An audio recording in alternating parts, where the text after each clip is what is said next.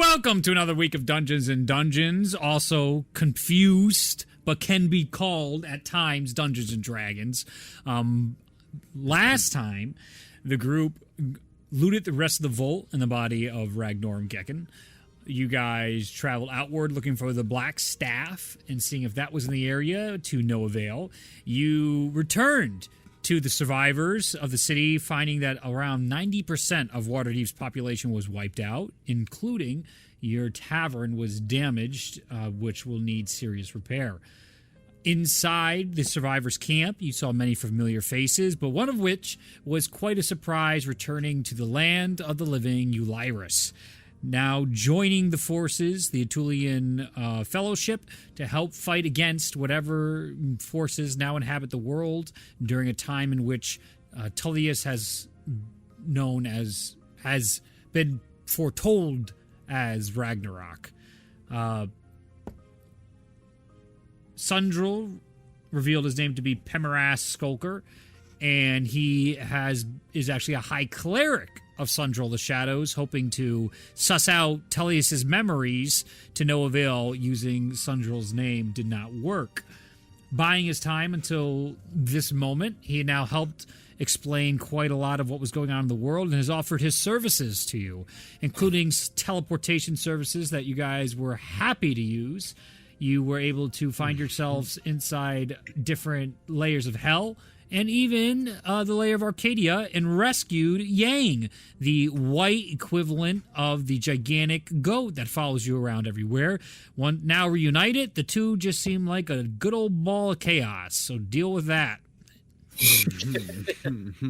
I think that'll catch Luke up on just about everything. I also have all your characters at 17th level on a rotation slideshow. That's so cool. That will be playing the entire time while we play. I believe I could even add a thumbnail, but because I was so late, I'm not doing that. We're just going to get into the game. That's a lot of DMs. No, is someone playing the game? No. Okay, okay. I wanted to make sure it wasn't one of you. Just all of a sudden be like, before we start, Reed, I don't. Yeah. Whoop, whoop, and then that would be it. We'd enter the Twilight Zone. So everyone got a long rest. I long rested some of your characters, Luke. I don't know if I long rested both of your characters. You guys are within the southwest district of Waterdeep, the only district that survived, as there's a mass exodus happening as everybody is leaving Waterdeep to go into the temporary capitals of Atul while they try and figure out their next move. You guys are all within the same general area, but the groups are with each other. So whichever group, I'll say we'll pick up with the Chosen first. What are you guys doing this morning? Ari is still not here. Ralia, they did send a message to Ari, and he said he'd be back, and he's okay. So they're like, so you guys are waiting on whatever the hell that is. I believe that catches you up on everything that happened that week, and you guys find yourselves inside a shared refugee home where a tall residential building has bedspreads all the way throughout, just allowing as many people as possible to sleep. You guys had your own area, but you were not like a completely private room. You're still sharing it with common folk who have now filtered their way out in the morning, giving you all privacy on about the third floor of this 5-floor building inside Waterdeep. There is a sunrise, and the land feels much hotter than it normally does. The sky doesn't seem to have the blue tint it used to. It still more or less resembles the starry night overlay. It's almost reminds you of the times you've seen the moon in the sky during the day, but a reverse of that. So whatever you guys would like to do, we can pick up with the Chosen then. So am I just not... Am I just doing Tyrion? Or, You're right, yeah. You're right. We're not playing only Chosen tonight, but that is a good point. Okay. So how about both the groups come down and both groups together? That'll probably work a little better in that sense.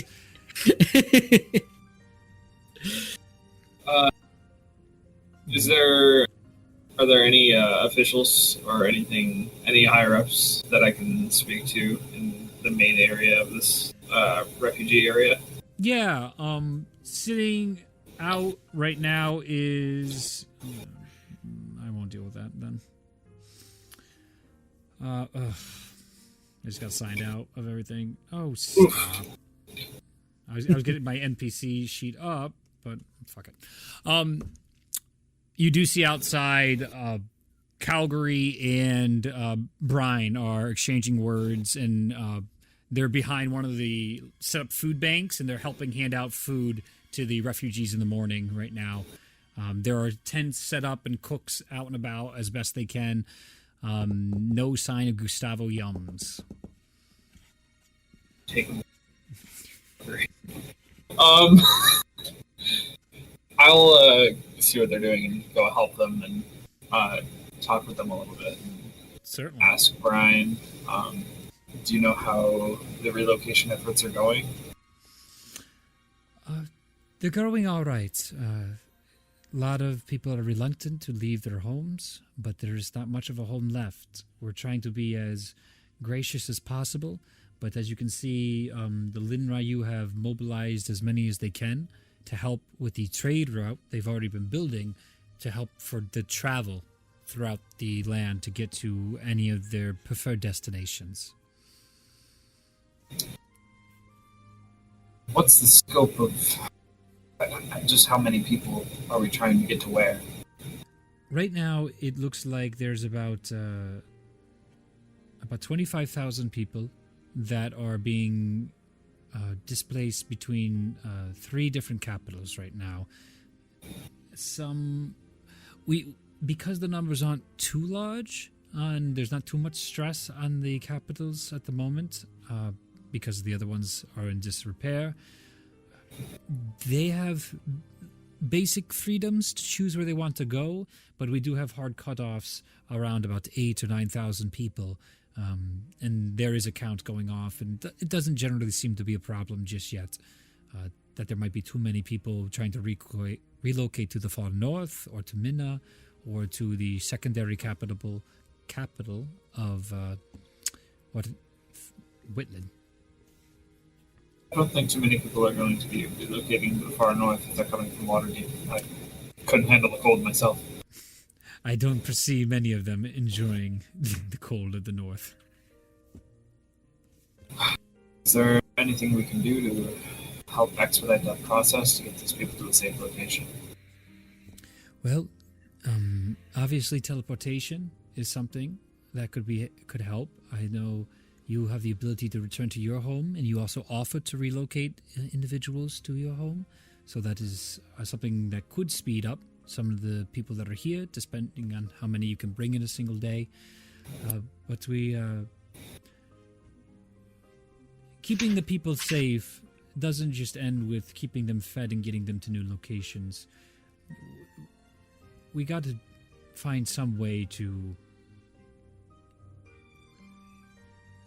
learn to live with these new creatures that inhabit our world now.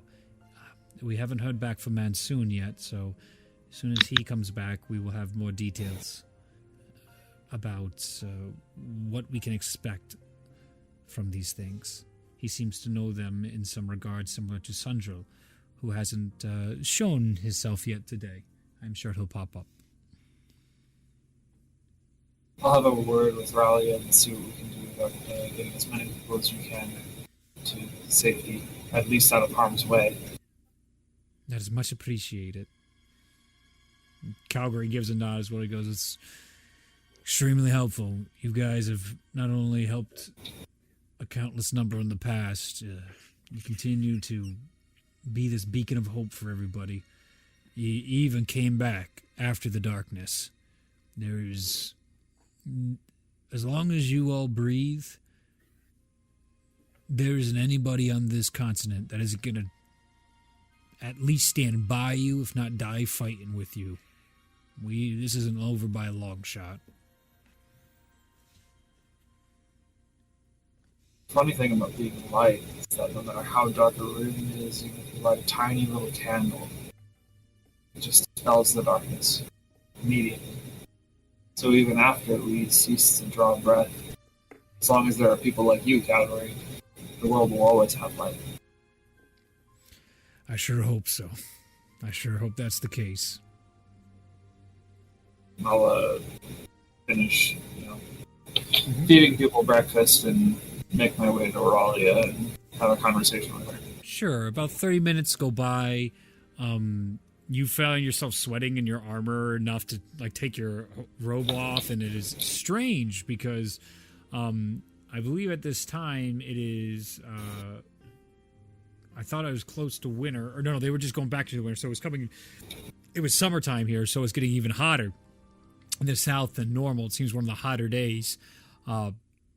There's smiles on people's faces. Anyone that you end up filling food for, anytime they see you, their face light up. Brian to a degree, and Calgary to a degree, but something about actually seeing a chosen lets people know that maybe things can be okay again.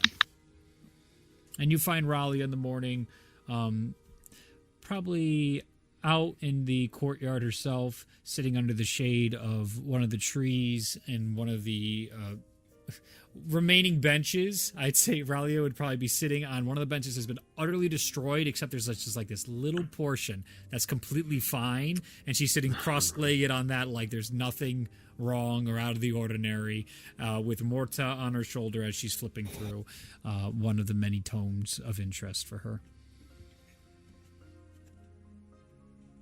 Auralia, you've got work to do. Do I not always have work to do? It seems that the relocation efforts could definitely use a teleportation circle to help get people to wherever they desire to go. I feel like the circle would probably be the best way to do it. I can only bring up to 5 with me at a time, but I know the circle is as many as we can cram in there. Yes, I will need resources. I am almost out of everything that I have, but surely we can find something. If we need to rappel back down into the vault, I'm sure we can do that.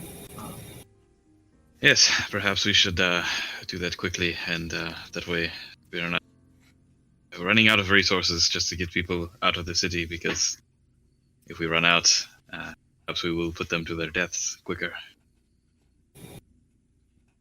But there was actually another thing that I wanted to talk to you about.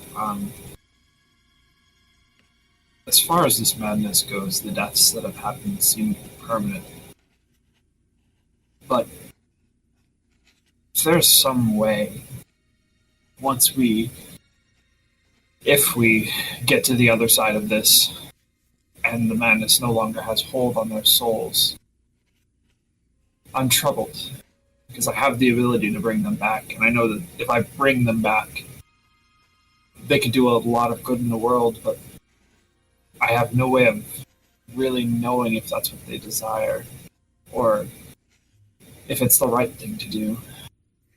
So I was thinking perhaps we could work on something that would enable us to speak with a council of spirits that we could potentially bring back, just to see what they think.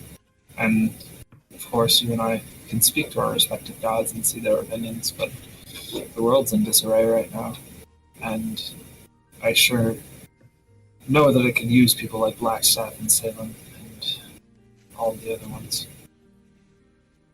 It is an intriguing offer. I mean, to begin with, the fact that we cannot complete an utter failure on attempting to bring people back due to this madness, I do not understand it. We should convene with the Raven Queen on this at least. And further, surely, whatever she says, I'm sure these souls were taken too early and are trapped. So, to convene with them in the least would be good. I can work on this. Wanted to put that idea out there because it's been something that I've been thinking about very much for the past few days. As if I think I have the power to protect some souls, but the ones who have been taken, I don't know if they're gone. Moloros truly does seek to become the only god. I don't see a reality where that ends well for her. Surely she's powerful as she's displayed, but she's just one, and the others are many. Yes, I mean, crazy things happen all the time, but can only hope.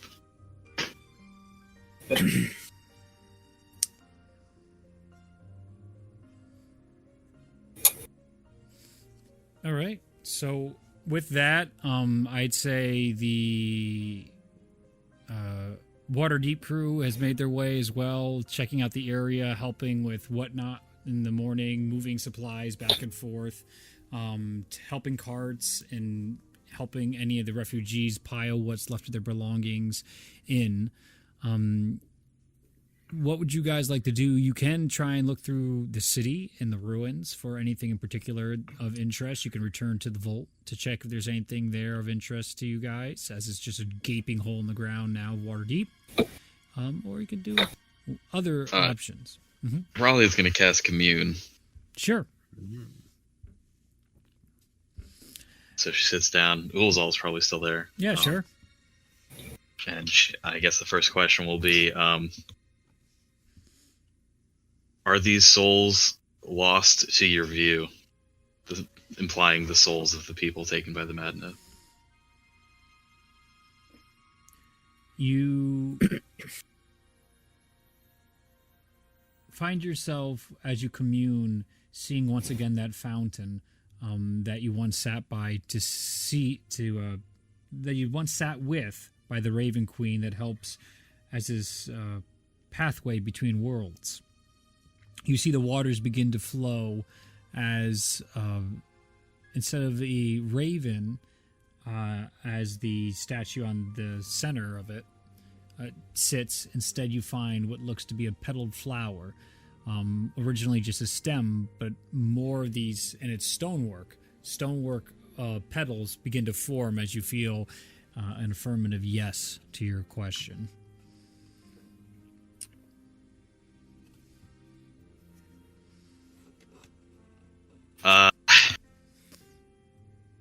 Is there any way that we may be able to determine whether they are lost for good or if they are just lost to you? You find that the more petals grow on the flowers and the water runs a little faster as a yes.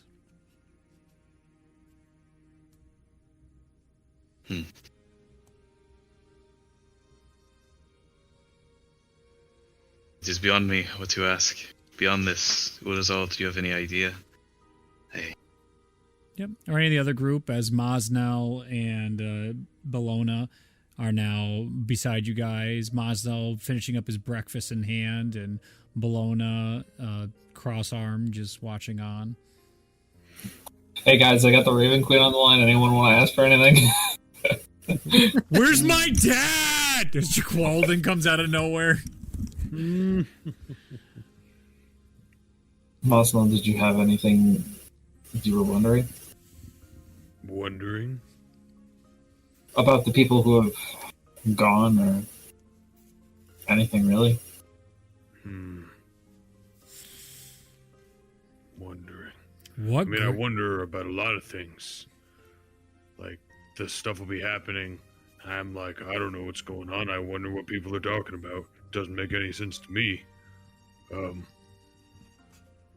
I wonder if that moon blowing up is gonna cause any other problems. I mean, giant thing in the sky, now it's gone. What happens now? I don't know. That is a fair point. This is a decent question. I mean, It's everyone I looking, don't still know the seems answer, like those but- rocks in space still Like, are moving. those gonna are they gonna eventually fall to the ground? I don't know. Will the giant rocks in the sky eventually fall to the ground? Well, the pieces. The fountain slow, and then some of the petals begin to fall. It seems like a soft but not a hard no. Okay, so probably not in our lifetime. They're Not moving our problem. Not our concern. Next campaign, giant meteor shower. Ah! sorry, guys. Actions. New plot. The moon was actually aliens the whole time. It was all a dream. It was a spaceship. Oh,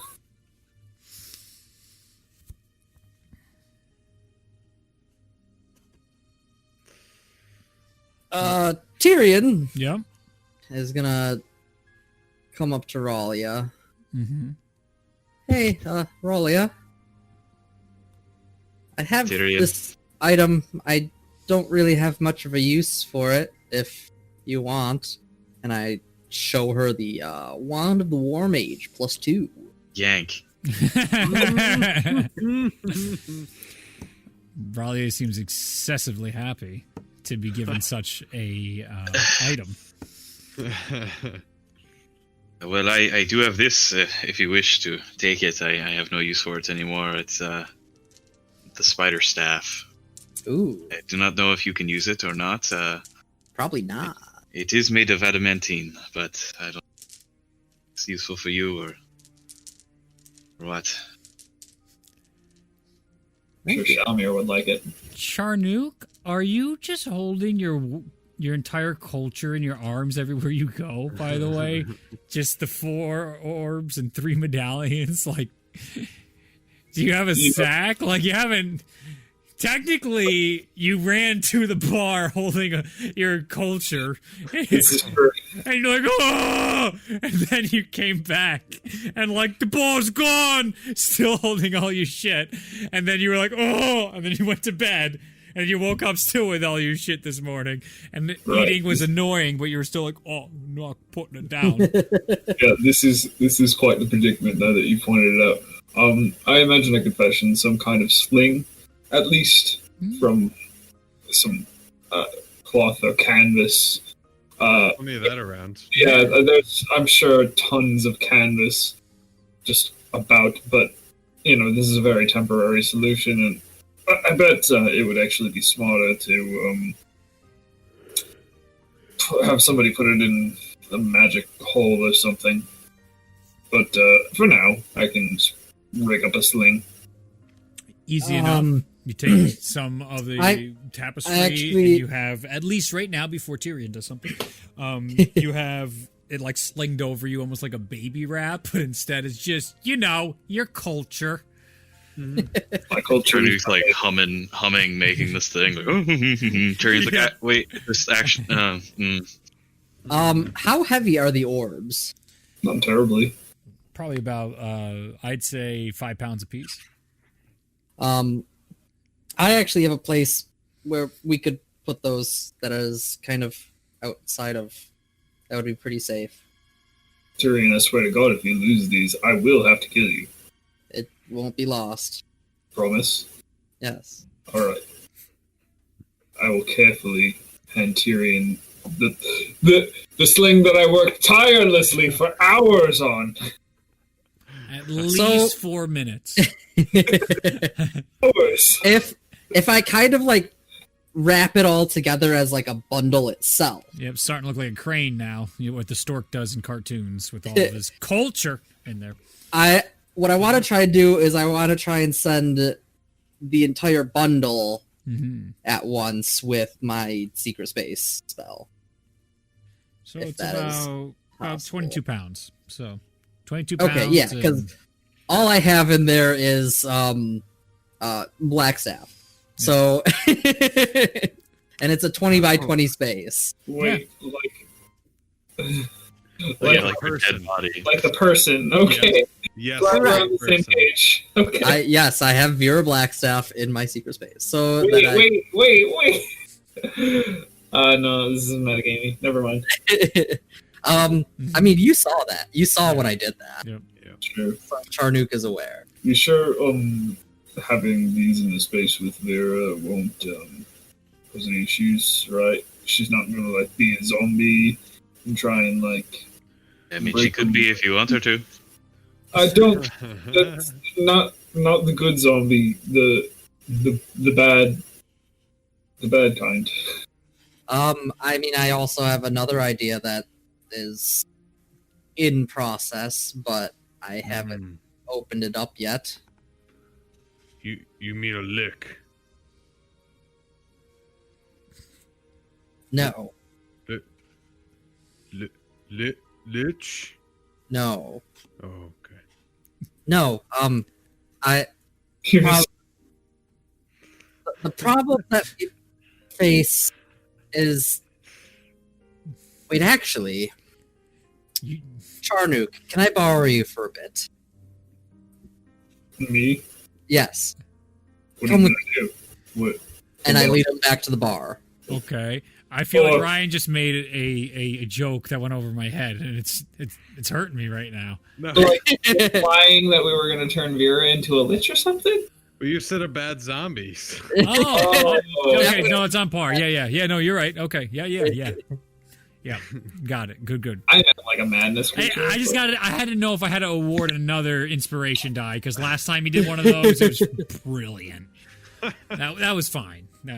Okay, so certainly you can take Charnook and you guys. It takes again like a yeah. couple hours to get across the city back to your bar. Unless On you tell- our way, I'm gonna see if we can jerry rig or find something usable as like a cart or a wheelbarrow or something, just to help with lifting.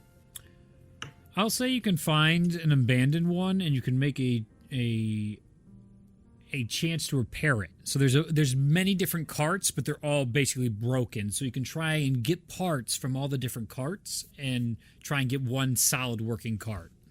All right, Charnook, come here. Let's do this. Oh, I guess I have a degree in engineering. I Is want. Shalmir here? Did he go with them?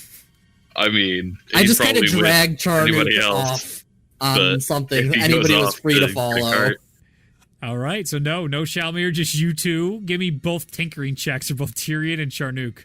So is that an intelligence check plus any relevant proficiency? Yeah. So that's a fatal 5 for me. Uh-huh.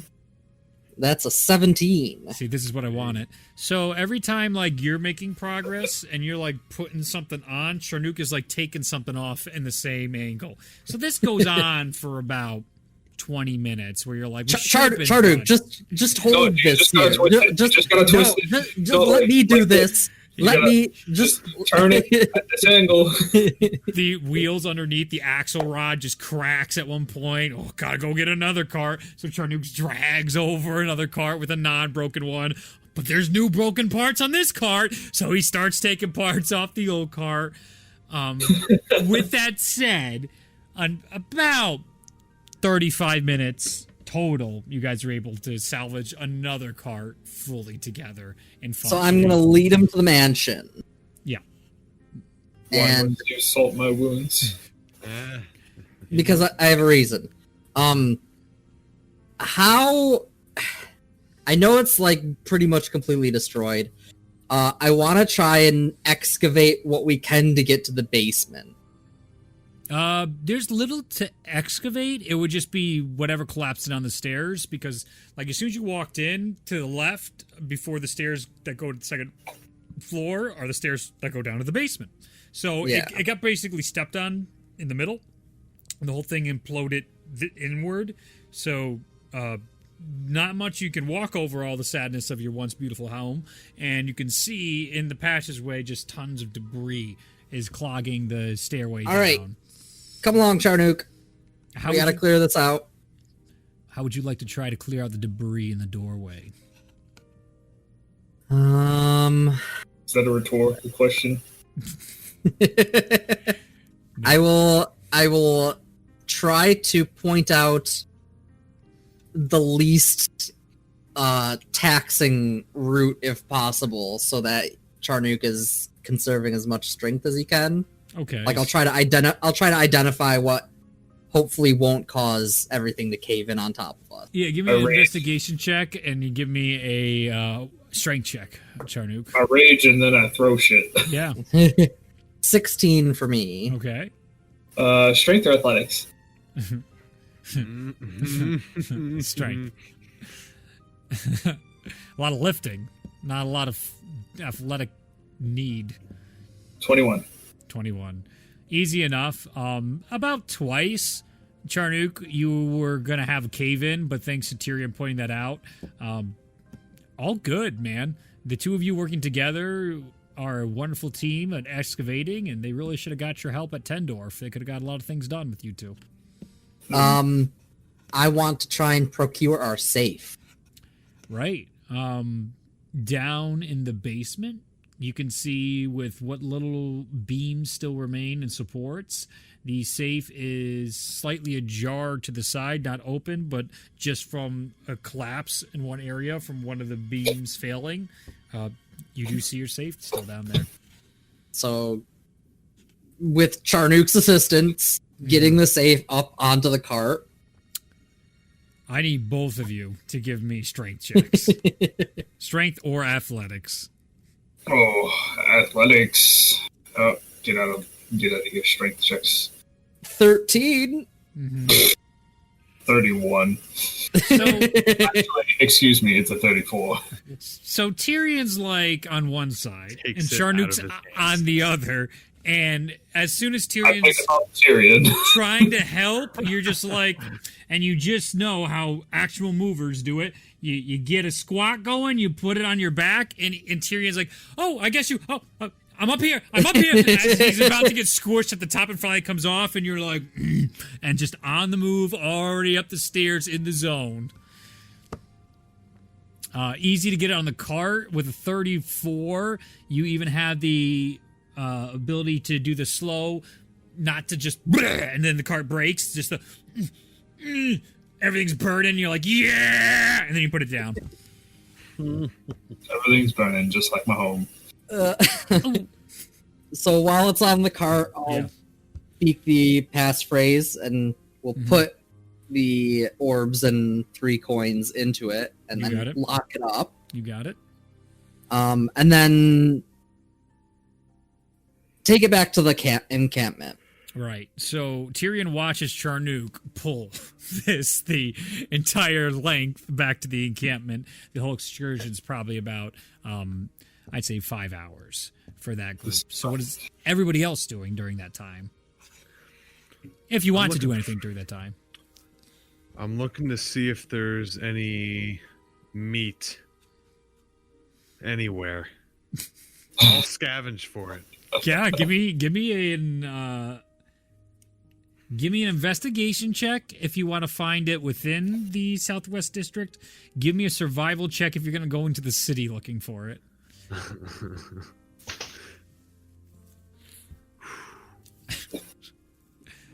I will go into the city looking through rubble for meat. Okay. Not the human kind. Okay. Good. Important distinction. Mhm. Ooh. That is a 24. As you find your way going through the city, you do feel a bit of a pit building in you, seeing the once beautiful city of Waterdeep in utter ruins. A familiar scene to you now at this point, and it almost brings worry. As you've seen Nature's Hold in ruin, you've seen Neverwinter in ruin, you've seen Tendorf in ruin. How many more cities are you going to bring ruin to? Well, maybe it's not you bringing the ruin, but I also wouldn't think that. you've seen a lot of them. I didn't do that.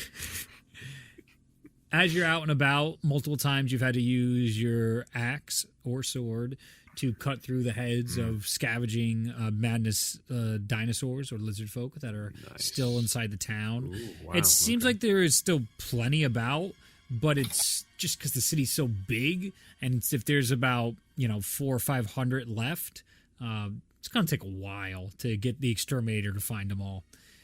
I'm gonna help him out. You certainly are. And by the end of about an hour, you find yourself tracing back to where the festival was, where a lot of the food was destroyed. Most of it wasn't eaten by the madness creatures, which is almost an offense to you that it went to waste. But you do find, untouched by the horde, what appears to have happened is between two buildings collapsing, there is a pot that seems to still be on a very low simmering boil through the night. Is that stew? Somebody was cooking something. Whoa. Whoa. Do you investigate it? Yeah. All right. Do you open it up? Yeah. All right. Take a big whiff. As you open it up, you get a delicious smell, overwhelming, of pork shoulder. It seems like this has been set to smoke for a long amount of time. It's not a normal pot anymore. The way you look at it, it looks like some sort of contraption to help with smoking in a very different sense than you're used to for your meats. But you do see probably enough to feed 10 to 14 people. This was meant for the feast. Okay, so me and 5 people. Got it. No. Yes. That is what I said. Okay. Is there anyone here that was looking after this? I don't want to steal anyone's food. You take a moment to look around this place, and it is barren, besides all the broken dreams, the broken foods, the broken stands, the broken people, the broken animals, the broken buildings, I'm even the gonna call broken out. concrete. It's a lot here, but nobody in particular. Hello? Is this anybody's? Like, I don't want to steal nothing, but if nobody's here, it looks really good, and I'm gonna take it. Last warning. Make a perception check.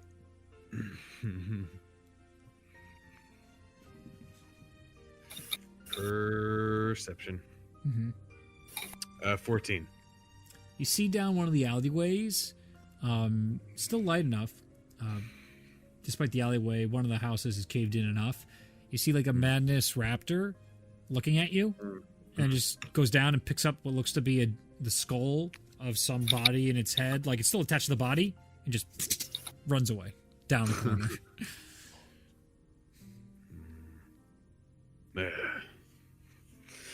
All right, I'm going to. Do I just carry the pot? The pot's probably really hot. Who knows?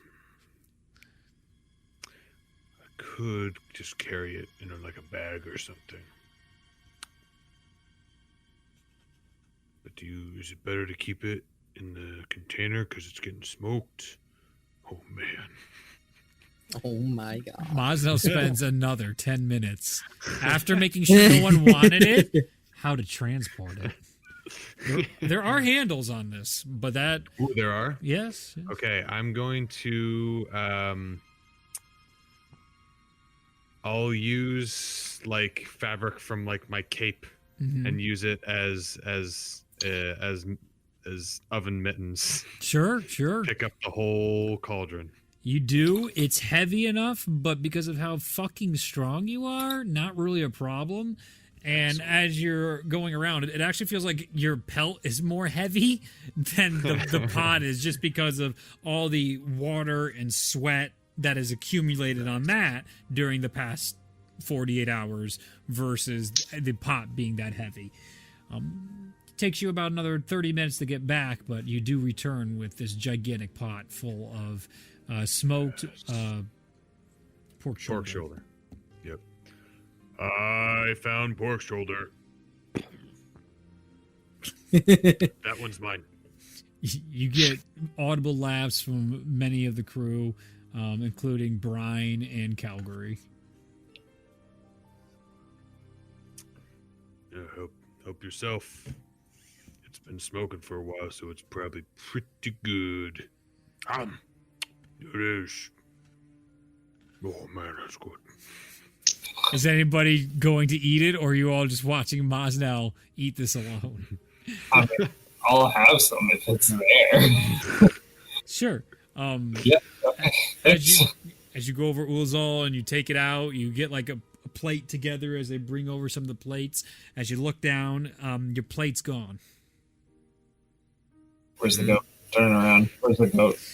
I check my pockets. Check your pockets. Everything seems there. You're looking for the goat. Give me a perception check.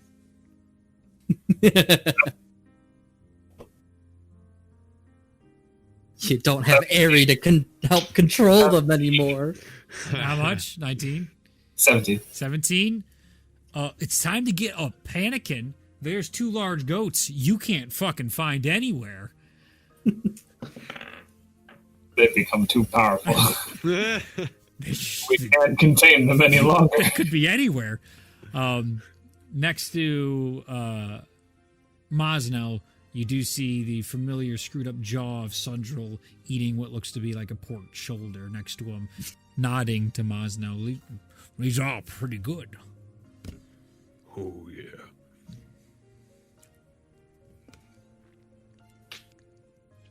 Nice of you to show up today.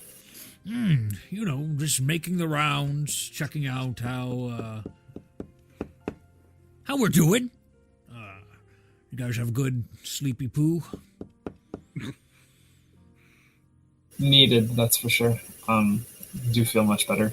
Good, very good, very good. Nah, it's not important. You see, he goes over to the side and pulls up a chair. He's like, it seems we're out of all the wine from yesterday. I'll just... Iris, come over here, boy. I need to talk to you about some stuff. And Iris walks over and they start discussing things. Anything that you wanted to say? No.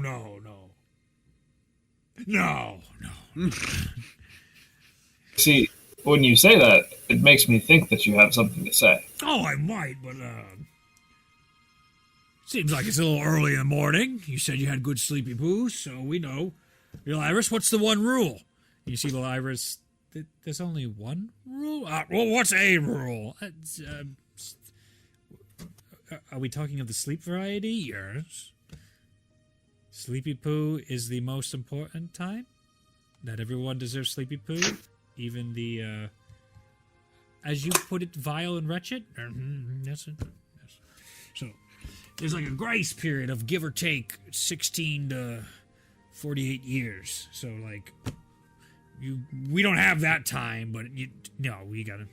Some take longer. I guess deities sleep longer than... So for you, it would be like hours.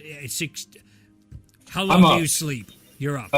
8 hours. 8 hours. Yeah, so there's like that cool down period, 2 hours before and after. You don't bug anybody.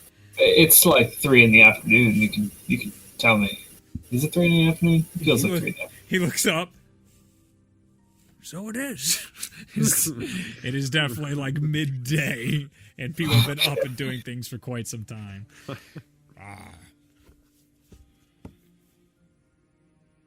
You can hit me with it. I'm ready to go. Where's Tullius at? Where's the fine lad? I feel like we could have a whole bunch to talk about today. Looks like he's nowhere to be found right now, the little bastard. Well,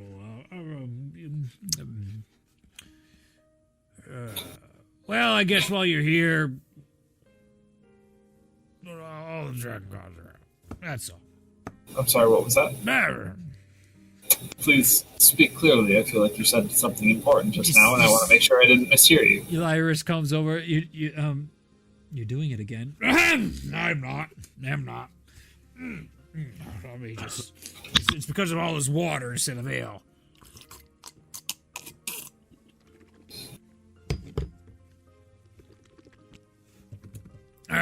yes.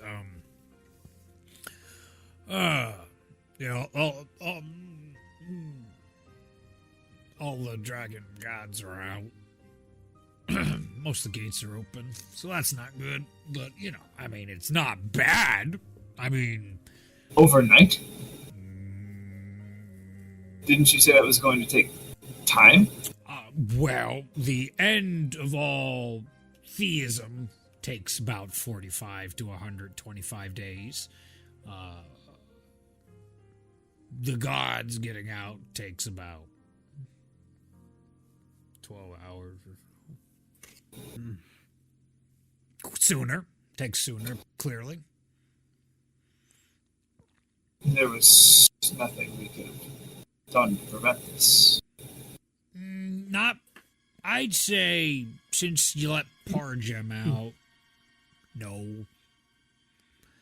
If it was one of the others, you might have had a better chance because they're pretty fucking dense. But,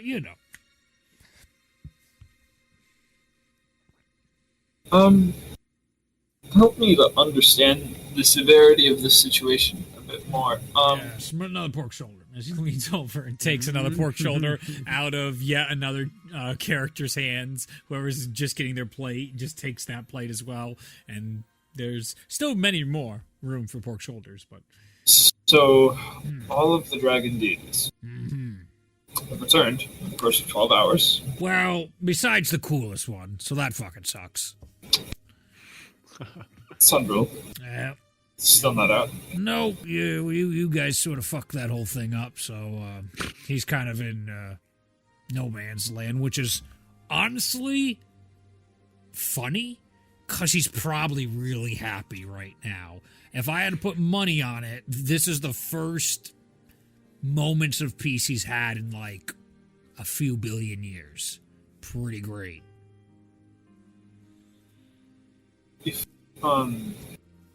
Okay. Do you know where these dragons are? They could be many places. I know at least one of them has made his way through at least 3 layers of hell already, and I believe he's somewhere in the 4th. Taking care of those. There is... Taking care of the princes of hell. Yeah. This is what they do. They just go and kill gods. That's what they did before. It was a real mess, that Third Era War, let me tell you. That's what caused the first collapse. You normally don't get that without a few deities going down. Or a lot. You see, Corlin has a problem, all right? He made a lot of these lower gods, and he just kept cranking them out because he thought this would be a great way to keep rules and law and order, and if there was a deity for everything that there was in existence, then that would create some balance to it all. Well, Structure, not the biggest fan of chaos, and Melora's like, not doing so well because of some shit that happened. Don't quite know the deets of that.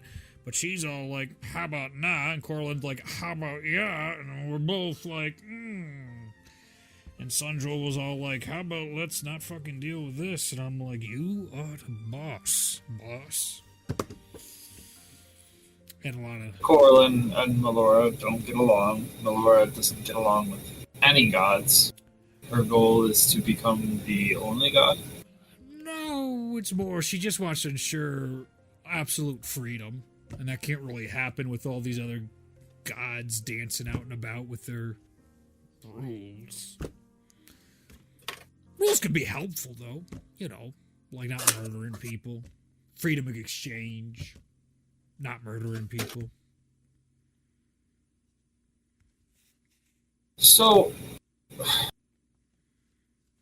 destruction of these lesser gods is pulling the world out of balance and potentially causing some sort of cataclysmic event. If you let it go long enough, it'll rebalance itself on its own.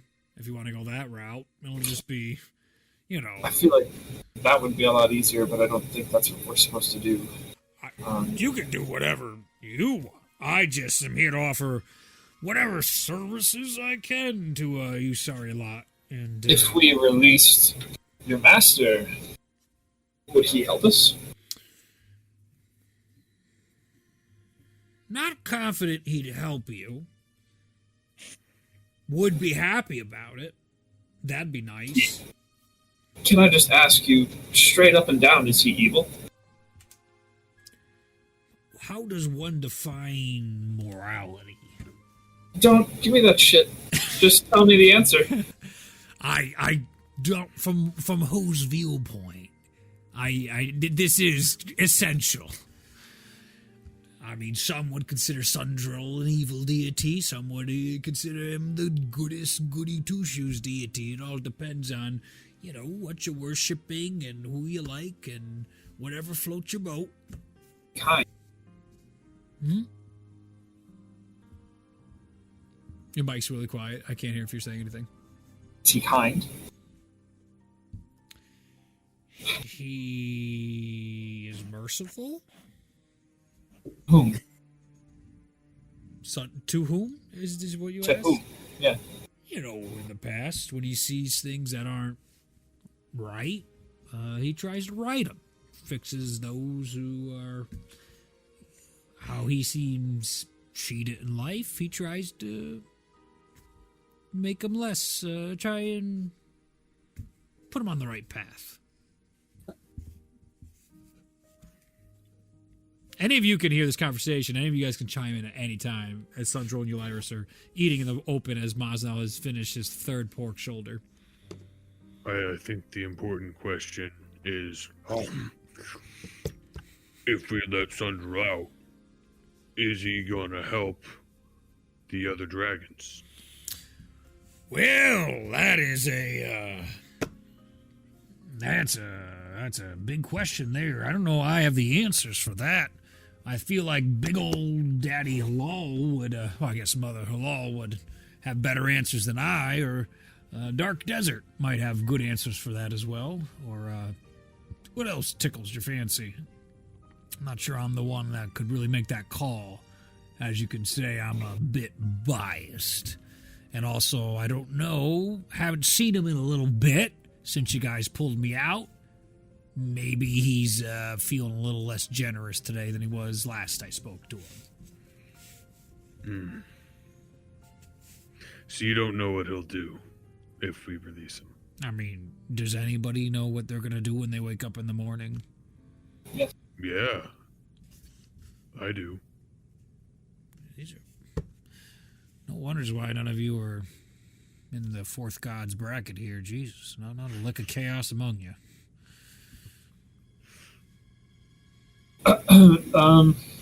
Okay. So it seems to me our next step lies somewhere in the desert, unfortunately.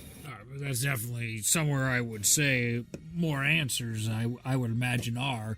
I've been searching for quite some time for a lot of answers since I've been here. What is it, almost 4 years now with the Orolith and all that?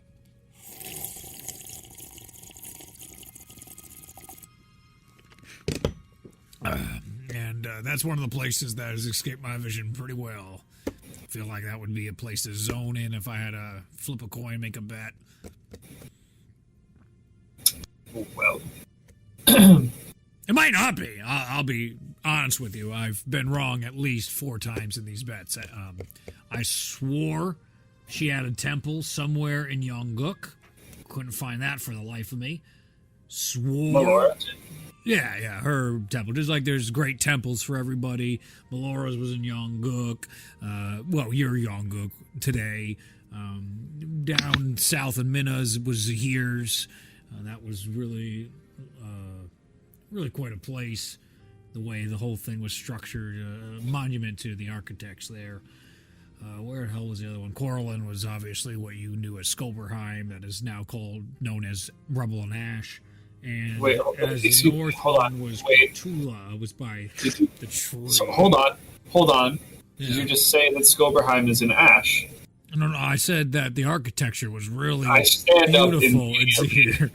And go to talk to L'Oreal. All right. As you track down L'Oreal, she's actually like inside a makeshift chamber, like ruling chamber. So it's inside a building, but it has like the cloaks and the colors and the pelts and the banners of Waterdeep all about. Knights are inside there. She's taking lines of requests and talking to people. As you come in, you see she's toward the end of a conversation. Finally, someone walks off, and you have L'Oreal is inside there. As you walk off, does anybody else want to do anything before you go and have a conversation with L'Oreal? When do I arrive back with Charnook? I say you and Charnu get back toward the end of the conversation. You haven't heard what happened. You just saw, like, as you guys pulled in, you saw Ulazal get up and walk away from this group as Mosnell's working on his fourth pork shoulder.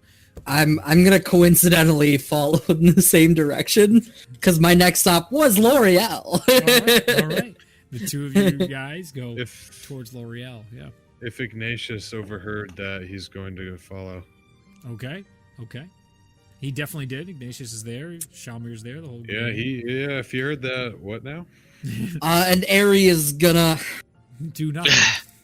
This whole time, Shalmir's been going around. He's going to use Find Steed and have Yarnbrand, and he's just going to use Mending and fix a bunch of carts. And collect some stuff and start fixing everything, and have Yarnbrand pull the cart. And as Charnook and Tyrion walk up, seeing a train of carts behind Yarnbrand being pulled, as Charnook's pulling the cart himself, Shalmir's just going to look at them and just be like, yeah. A trip So Make a dexterity saving throw, Shalmir. Okay. As you shake your head and you turn, and he just gets his little hoof. He's got that reach, man. Oh, I have advantage, actually. What? Don't you have It's a single armor? target. Well, it's a dex save, right? Yeah. I can use my shield as I can, like, block it with my shield. Excuse me. 22. That's what it is. It's a single target dex saves. I have advantage, and I can add my... Shield Master, right? Yeah. Yeah, Shield Master, yeah. Yep. Easily All enough.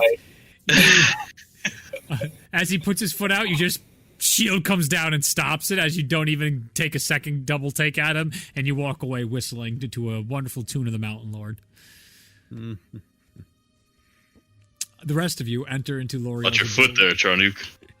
What face? Charnook, you grumpily put your cart somewhere that you think is safe, with the safe in the back of it, with your entire culture inside. Oh, I'm sitting on it. Okay. Your arms are crossed, sitting on top of it, and you see Mosnell working on his fourth pork shoulder. Mosnell, you do notice Charnook sitting, looking pretty grumpy on top of a safe. Bring me some. I'll take a piece out and I'll toss it to him. Yeah, I want that so badly. Give me a I want a range attack, and I want him to give me a sleight of hand. Sleight of hand. Yeah, dexterity check, sleight of hand. Oh, Can you goodness. catch it with your hands as you're up there, and can you not airmail this? Oh, it's 12. Heads up, Okay. pork shoulder coming in hot. All right. So what do I add anything? I can fight God, but I can't catch a pork shoulder. You're not always on, my guy. Should That's I what these are use for. Unarmed strike. I don't. I mean, it's arranged. It's a ranged attack. Is It there a was modifier? I have Weapon attack, basically. my longbow here has, and that's right. But Are you proficient with pork I'm shoulder? not using my. Strangely, yes, it's listed. Right next to Bates. It's relevant to my backstory. It's it's right next to bacon and turkey leg. Would you? I'll say, just for the sake of. I rolled an 11. All right, and I'll say a +3 to your Okay, so ranged throwing attack. 14. All right, so- between the two of you, you catch 3/4 of the pork shoulder. You get a little of this, like, I got it, but it just, like, slides apart because it was so well cooked. It's one of those that just crumples when you like have the slightest cut inside it. Absolutely cooked to mastery. As the other thing slaps onto the ground, and you see like some of the rats instantly just running around trying to grab it on the ground. There is a huge uptick in rats in the city. It seems like the devastation has just been a wonderful calling card for the wildlife from the sewers of Waterdeep to emerge. Yes. The nasty ones. Including beholders? You can make a perception check, see if there's any beholders out and about. I mean... Nah, it's a natural one. I ain't seen nothing. I'm just eating my fork shoulder. Nope. It's a beautiful day. It's nice. It's beautiful out. It's never been as warm as you've ever wanted it to be in Waterdeep, except today. Today has done it right. Waterdeep's finally got something going for it. The proper temperature. This is good. Some hot meat on a hot day. Mosnow, when you go to put the lid back on, you notice it's full of pork shoulders again. What? They stole it from your stomach. Is there anyone close enough that I don't recognize? Give me an insight check. Insight? All right. As you look about the room. Ooh. That is a dirty 20. Nice. Bunch of homeless people. Refugees. Calgary's too far away. Brian's too far away.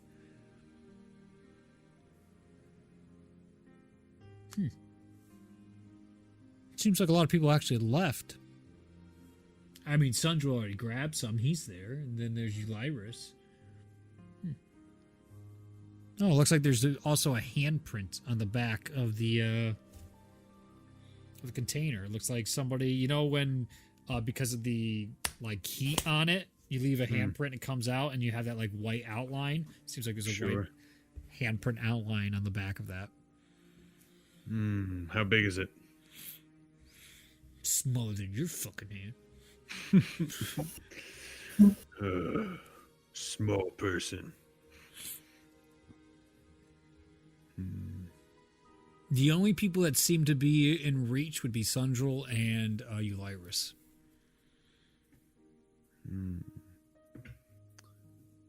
Are either of them on the side that the handprint's on?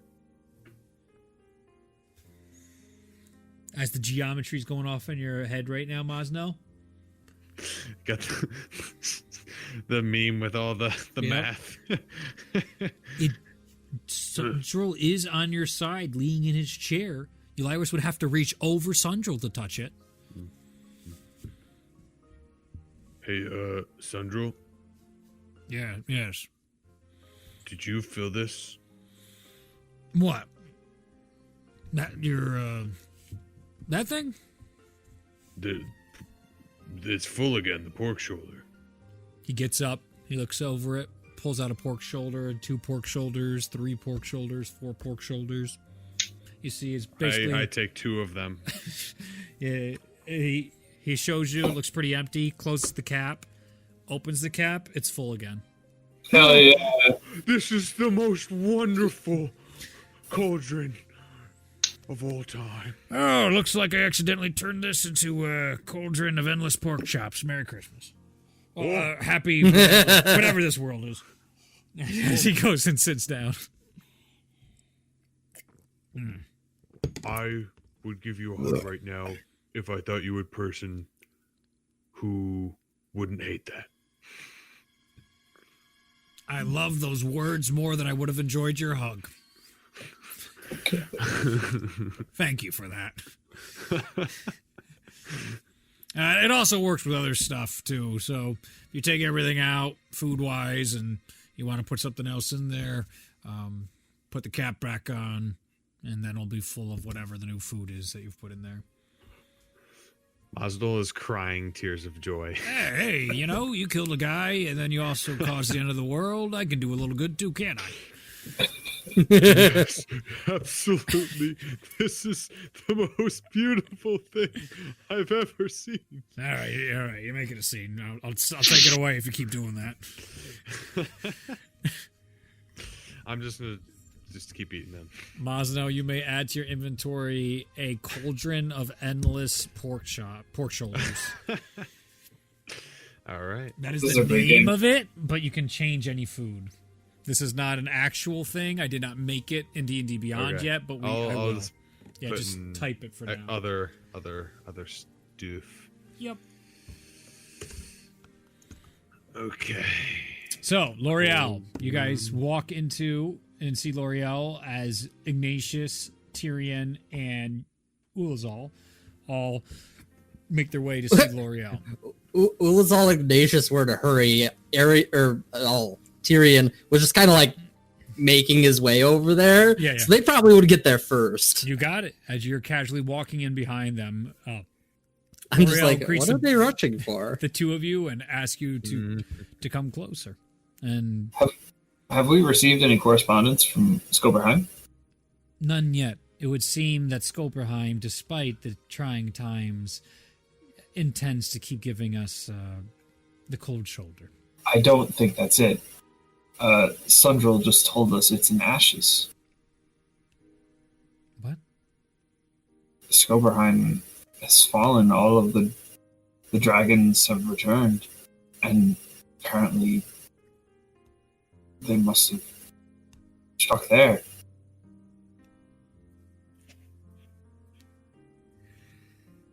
Schoberhiem is an extremely powerful city. I would be surprised if the city fell in less than a day, despite how powerful these dragons are. Here, let us. She gets up and she walks with you outside, motioning you guys as you follow behind her back to the table.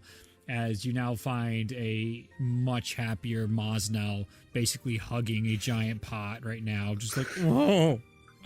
And you see Sundrel being like, oh, this is why I don't say anything to anybody. I liked it better. See, Tullius is now sitting next to him. It's like, this is why we kind of have to look after our own. Because the more I say things, the more they want me to do things. And that is what I call incompatible.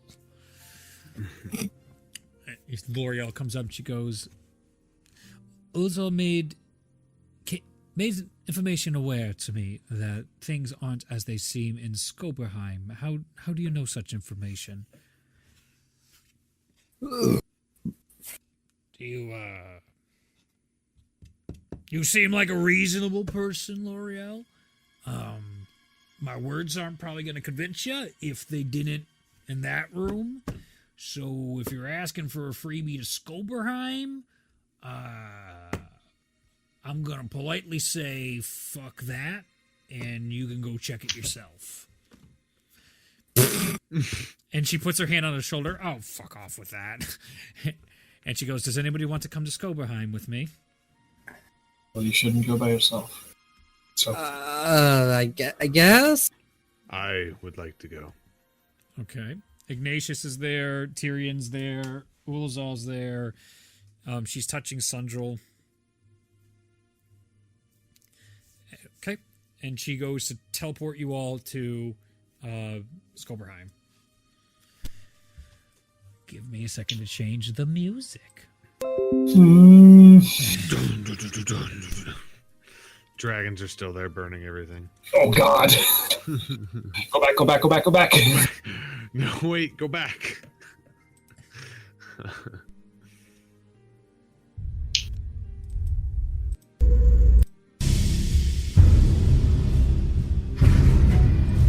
Yep, that's the right music. You got it. First try every time. First try. Copy this music. How about we say cut it out? How about then we say play? And then Oh no! He's got to get the dragon voice out now. Oh no! See, I told you. it's not necessarily true.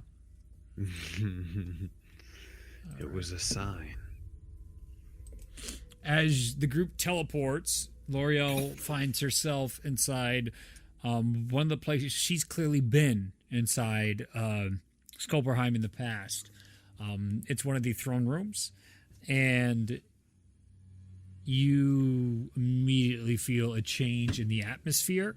You immediately feel a presence is watching you. You are all taken back, stunned by the horror in which you see of the city of Schoberhiem. There are flames as far as the eye can see still burning this city. Almost every rooftop has been blasted off, destroyed, or ripped to the ground. The walls of Schoberhiem that were many stories high have fallen in a multitude of places. Not a single statue of any of the gods represented under Corellin and Corellin himself remains standing inside here. The palace has no roof in which you're standing in. The throne that once Mordecai Seeker sat on is completely melted. Whatever material it is now this cooled off cinder of liquid. It looks appalling. There are bodies as far as the eye can see. Instead of the streets being filled with cobblestone, it's the streets filled with bodies. Smoke bellows into the tall sky, and it's almost, there's so much smoke, it's blocking out a lot of the light of the city. It is, to say the least, horrifying what Schoberhiem is right now. Sundrel's not with you. It appears that L'Oreal did not have the ability to take an unwilling Sundrel with her.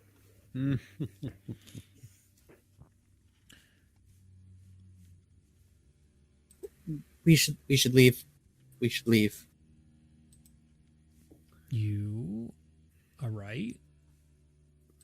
I just need to change some stuff. Give me a second. Don't you do it. And you're blocked.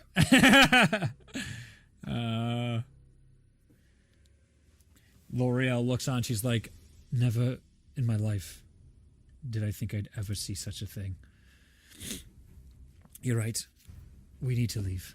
As she grabs everybody and you all go to teleport, and as you go to teleport, you feel this weird wave of sickness, and you all teleport like 20 feet to the left of where you just were. And you hear... Is that a survivor? I think we have more toys to play with. Invigorating.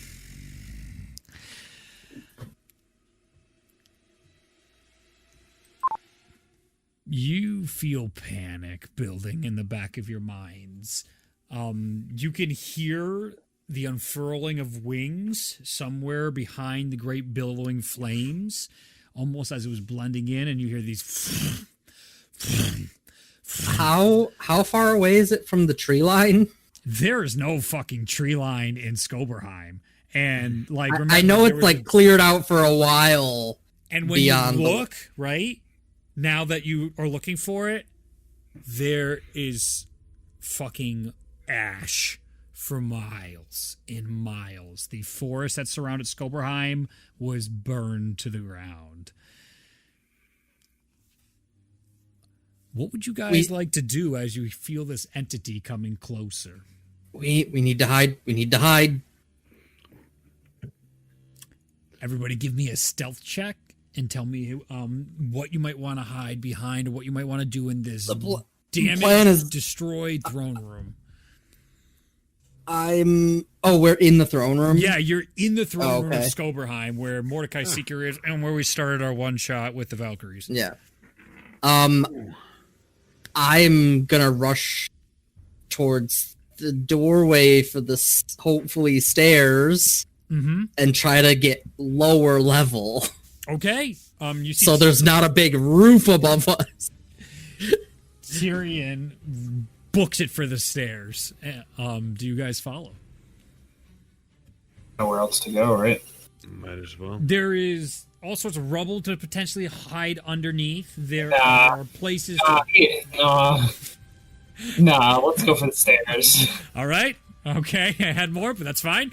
You guys run over. So it's Ignatius, it's Ulazal, it's L'Oreal, and it's Tyrion. As you guys take for the stairs, and L'Oreal is very confused, and she's like, I don't understand why that's not working. I'll try again. L'Oreal! I can try again. Here. And she grabs all of you guys, and she goes to teleport again. And you guys this time go only inches over. And you hear, Stop relying on me. Very good. There it is. As you feel the entity is now above. You guys are down the stairs. But you're like, one of you could glance up the stairs if you wanted to see what the entity was. That you can just hear this. You can feel the wind just. Oh, I saw the voice changer on. Sorry. You just feel the wind going as it's flying above, and you can just feel the force. You can just feel the whole place feels hotter. L'Oreal, stop trying to use magic for the moment. We need to get out of the city. Yes, you're right. I'm not even gonna look. I'm not even gonna look back. It's literally just keep going. Everybody, give me a stealth check. 14. Okay. Natural 20. Oh! Dirty 20. Cool. Okay. Really good for L'Oreal. Dirty 20 for L'Oreal. Nice. The four of you begin making way. You're following Tyrion. So you guys are going through and you're going downstairs, and you hear, no point in hiding. Come on now. I'm not going to play with my food. Tyrion, you're getting ahead of the crew. Just gonna move this over. I need to get it more comfortable. You find yourself about 3 floors down and still more rubble in these areas, but you're seeing a hallway that is hopefully leading you toward outside, getting away from Schoberhiem. And Ignatius is the one that just like, oh, that might not be the right way to go. And as he's about to like grab your shoulder and stop you, the hallways that are there, what looked like it was like completely covered, that was connecting like one section of the castle to another, is actually missing with a bunch of holes in it. And as you walk out, you can just see the edge of this massive red wing that's flapping and coming back up to the side. It looks like he's now where the balcony was, looking in to where you guys just were. And Ignatius brings you back.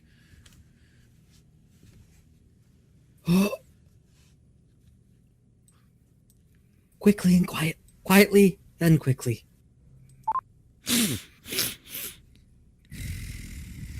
What is that smell? All right, what do you guys want to do next? I'm gonna turn to Ignatius, and at this point, I'm telling everybody to I'm motioning everybody whisper at this point. Don't give try to give as little sound as possible. I'm gonna look to Ignatius. I'm gonna be like, can you try to lead us to the outskirts of the city? Maybe if we get out of the city, we'll be out of whatever might be disrupting magic. I can give it a go. Ignatius, give me a survival check to lead yourself out of a place you once called home. Mm-hmm. With advantage, by the way, because you lived here for 25, 30 plus years. I did live there a long time. And you patrolled the place, and you were a military officer. I was. Oh, wow. 22. 22. With the group, Survival's very high. everyone give me a stealth check as well, again.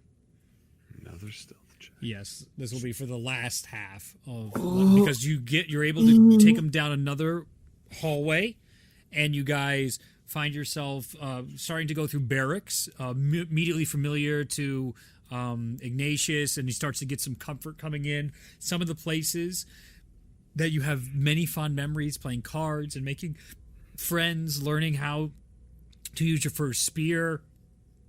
They're in disarray. It's painful. There doesn't seem to be a surviving flag, as everything has been burned. Anything that could burn has burned in Schoberhiem. Only the great stoneworks are keeping it together right now. As you descend down more stairs, you get to yet another level. There is a section that you were most worried about. It's when you guys are the most revealed, and it always was one of the loudest areas whenever you guys were doing night patrols, just because of the way the stonework was structured. Given that the city's in a mess, it's better to take the path you know versus the path you don't know, and you figure everything's a mess, so it's gonna be difficult to get out without traveling one of these type of pathways from one building to the next. You'll be vulnerable for only a few moments. What did you guys roll for your stealths? 11. 16. Okay. 16. Oh no. Natural 20 for L'Oreal. Staff. Yep. Or L'Oreal. Not Black Black staffs in Not your, Black in Staff. your in your zone. Yeah. As you guys get through, Ignatius stops and he's like, gonna test it out, and you make the run across, and it gives off this little bit of sound. As you remember, it's always like the portcullis, like when you walk by, the stupid fucking thing moves in such a way you can hear the chains just jingle ever so slightly, even though it's so far away. Just the way the shitty stonework is, like you press down and it sends the slightest force up to the top. L'Oreal goes, and a little jingle. Ulzal goes, a little jingle. And then Tyrion goes, and as Tyrion's about halfway, you guys feel the entire ground just shudder. Give me a dexterity saving throw to stay on your feet. 22. Yep, you're able to easily Oh, shit. pull yourself inside. Yep. Natural 20 for a total 20. You're on your feet in between. You're about 3/4 of the way, just about to the next doorway. Ignatius, what's your dex save?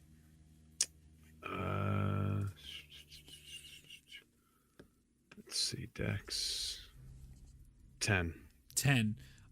You fall down with L'Oreal as you guys are already inside, though, and you hit hard at that. And in this, you can feel like as this entity comes down, Tyrion, you're the only one that can see the long, swooping red tail. And when both them fall to the ground, you feel the whole body jerks as you pull yourself inside the building, and you hear.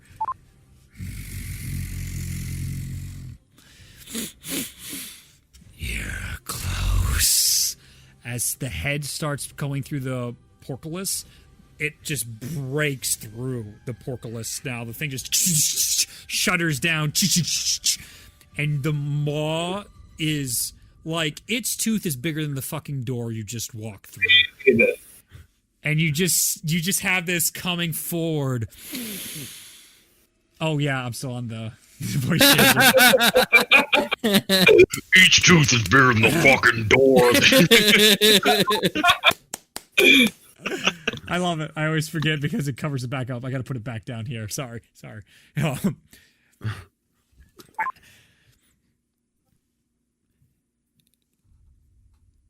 This is only as fun as the chase.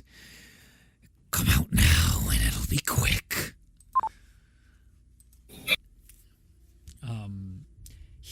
The maw of this great red billowing dragon is probably 15 feet from the group right now. What do you want to do? Walk very quietly in the opposite direction.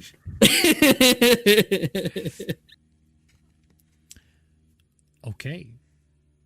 So, does the group all want to, because both L'Oreal and Ignatius have to get up, do all you guys want to get up and go, stay, or try something else? Like wait a minute. These are some of the options you guys can do.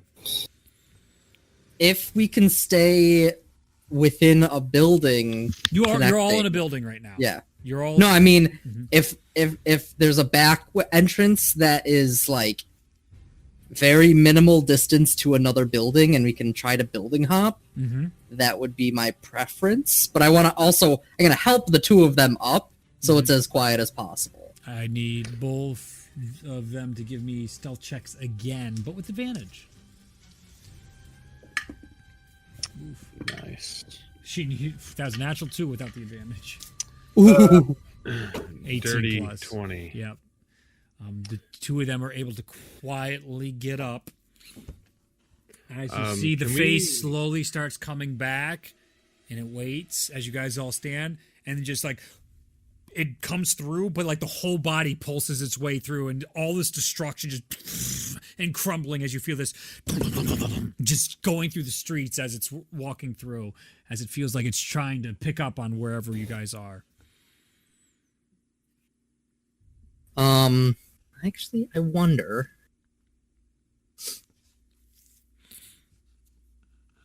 I'm gonna do. Ignatius, you know still off your survival check that you have a little ways in this building before it'll connect you to another barracks. And then the barracks will end up near a training yard. And then from the training yard is a direct shot to the sewer systems to get you out. All right.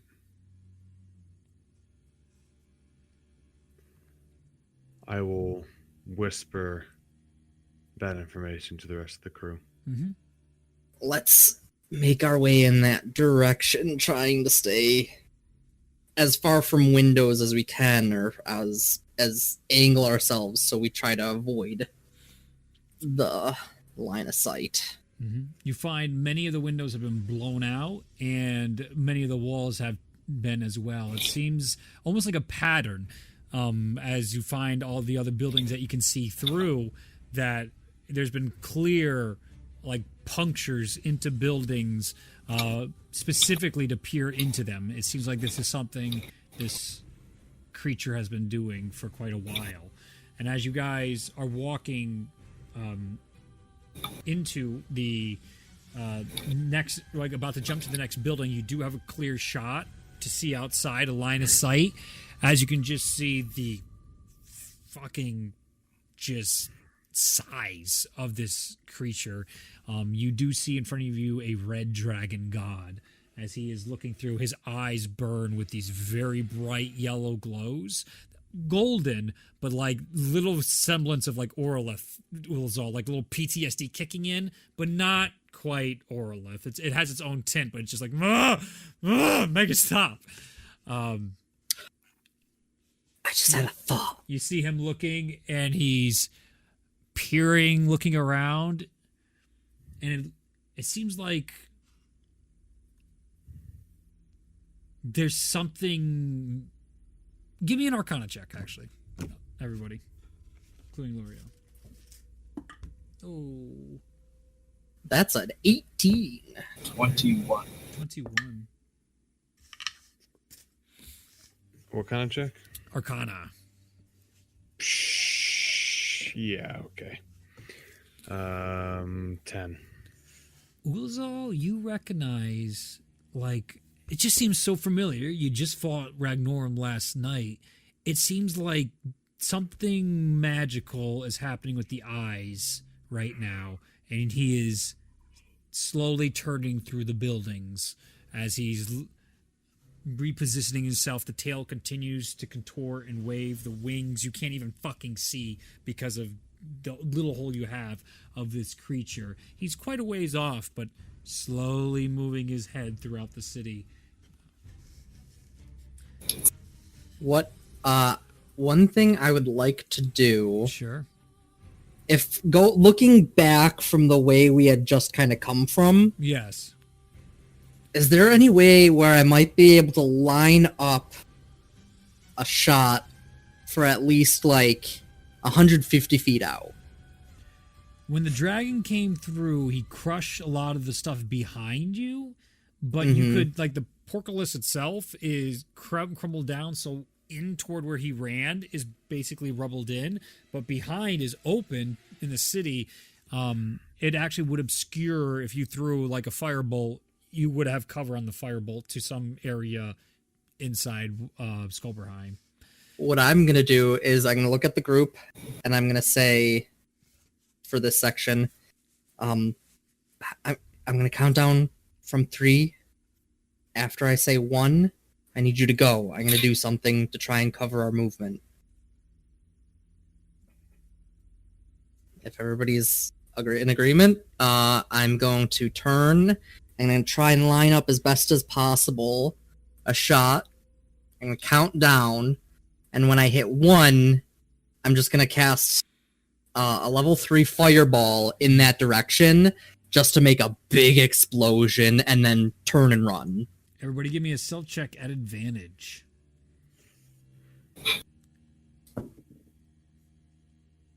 $18. Natural 20 for a 22. 18.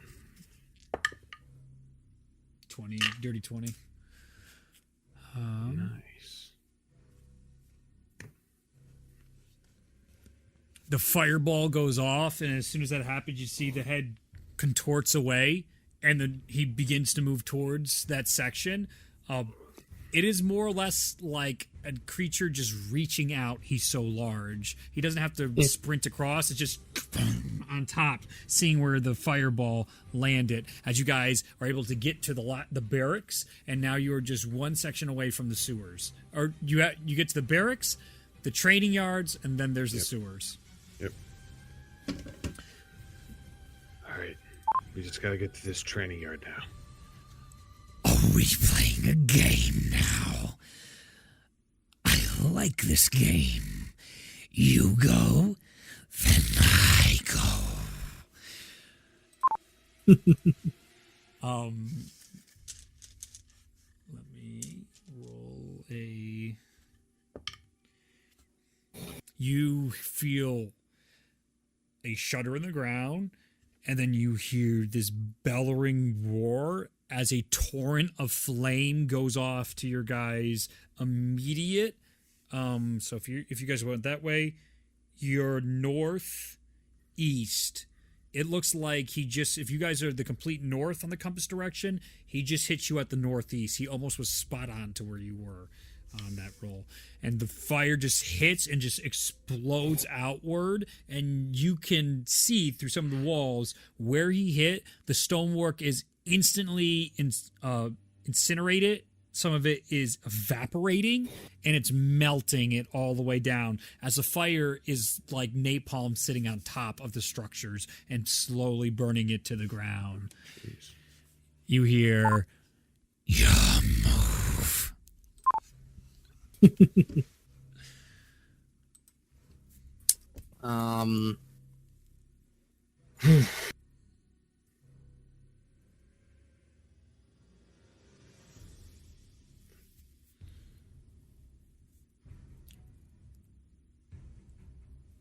anything else the group would like to do?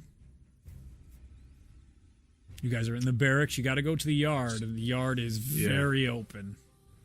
Yeah. But do we have a straight shot there, right? You have a straight shot, so you'll run straight across the yards, right to the sewers. You can find all sorts of like fallen armors, fallen shields, spears that are cracked in half, wood blocks, wood planks are all around the ground that have just fallen from ceilings. There's any rubble or debris you can imagine around here. The place is beat to shit. Is there a relatively close debris that could hide all of us behind it? Make a perception check. Do some cover hopping. Ooh.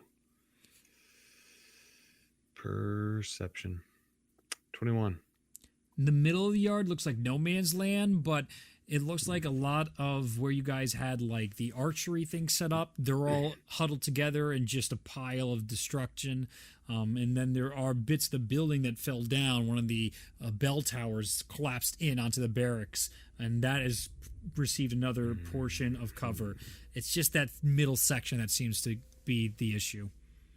All right, guys. There's not a lot of cover, but I can bring in a fog cloud, which would obscure us, but it might also bring his attention to it. I'm gonna look out. Mm-hmm. Is there like a manhole or something that needs to be removed? For the sewers? Yeah. Toward the end, it does look like that would be Okay. the case. I think we should maybe combine things. If you bring a fog cloud in, I could maybe drop on one of the upper landings of the buildings next to us, drop a darkness orb where it looks like if we're trying to run through that, it'll kind of obscure us and he might get attracted to that. Let's try and set up multiple points and he has to choose one to investigate. Okay. All right. So you guys ready that? I need you to give me stealth checks on this one to get to the first section of cover. 19. Mm-hmm.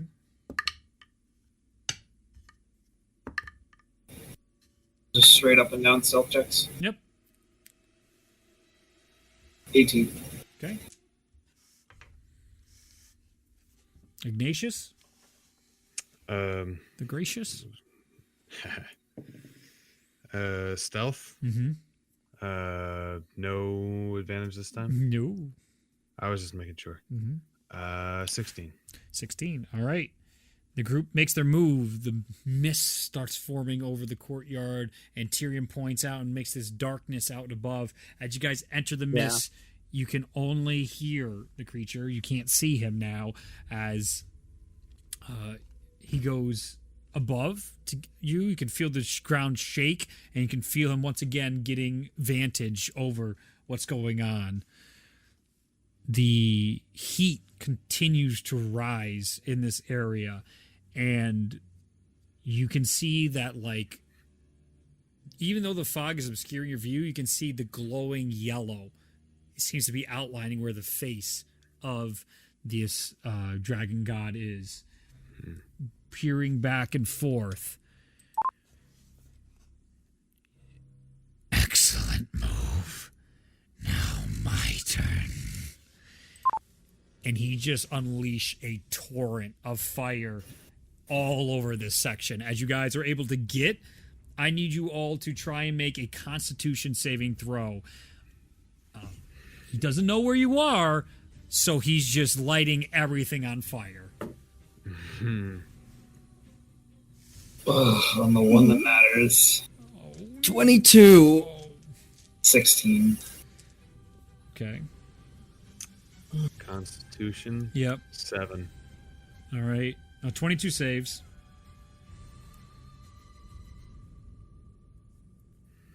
Seven fails. Lizal's failed. Yeah. And what was L'Oreal? L'Oreal succeeds. It's 21. This would be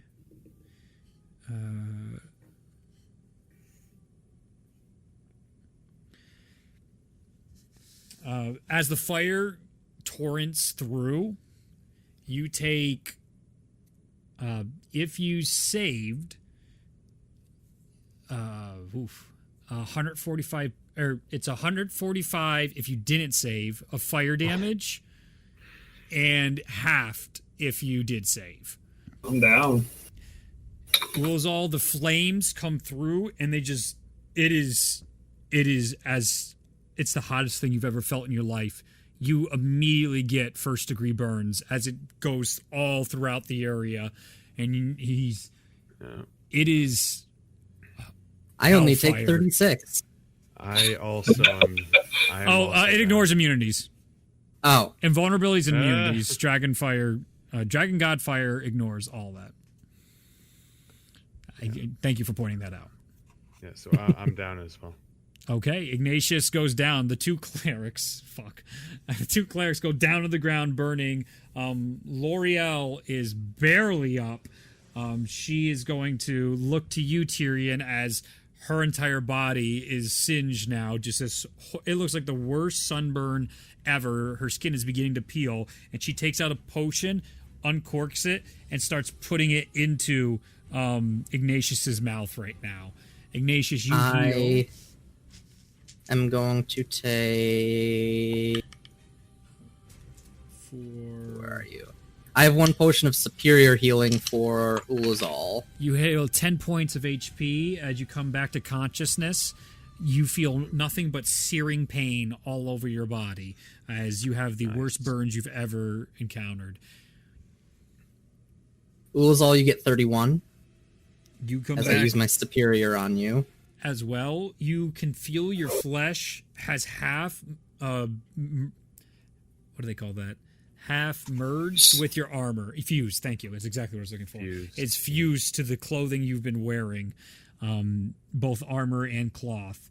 As you all, though, shut the fuck up. Because the ones that go down, and the ones that succeed it, just take the pain. He's still looking for you. The cloud, the mist might be dissipating, but the darkness is still up, and the cloud's taking his time. With Ignatius back up, it starts to refill that smoke in this area, unless you can only do it once per day.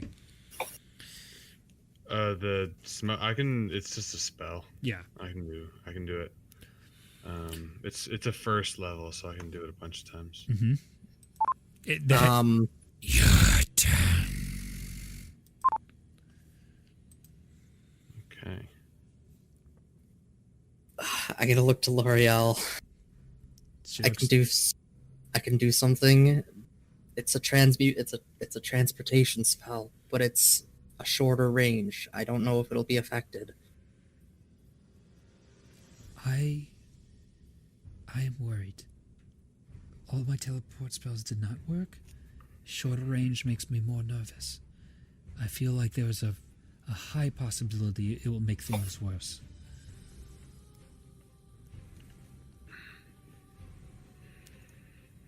I am honestly afraid to use any magic at this point. It seems to be finding wherever we are.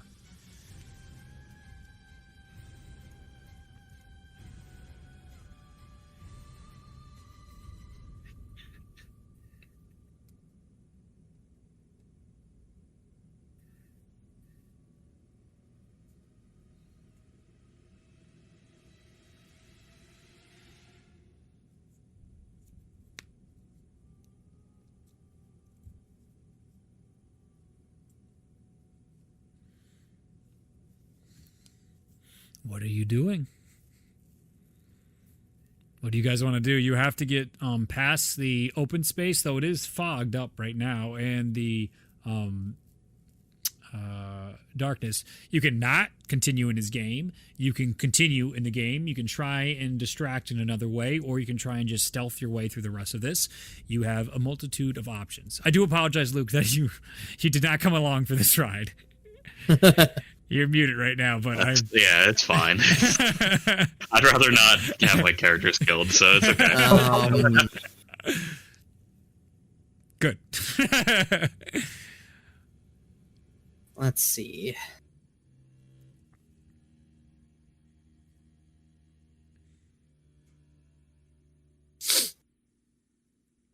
Clock's ticking. Pressure's starting to build. You got to make a move soon.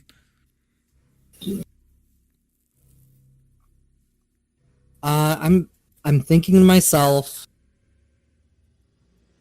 and I have a moment where I think it seems like I realize something. Okay. And I'm not sure, but I'm going to turn to the group and I'm going to say, I'm going to try and give you an opportunity to move. I will do my best to make it my way over there as well, but I'm going to see if I can distract it with something. Oh, God. This is how Hunter just decides to stop playing D&D on his own. Okay. What happened to your characters? How about fuck you? All right. What do you want to do? I am going to...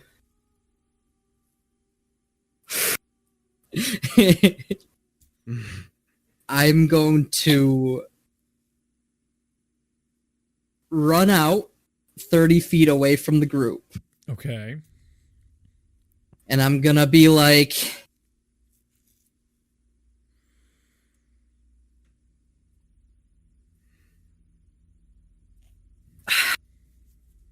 Do you know the family name Pyre Scale?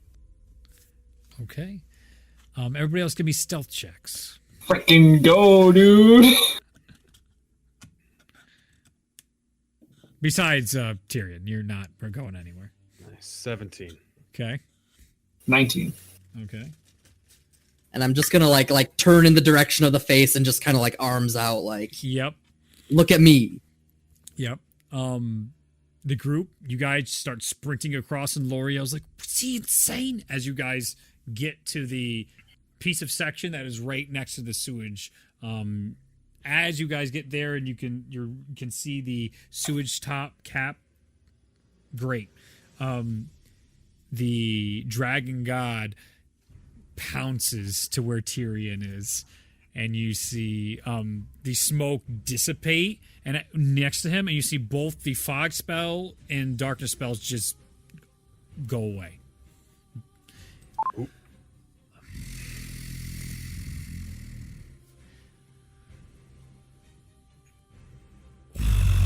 What did you say, little one?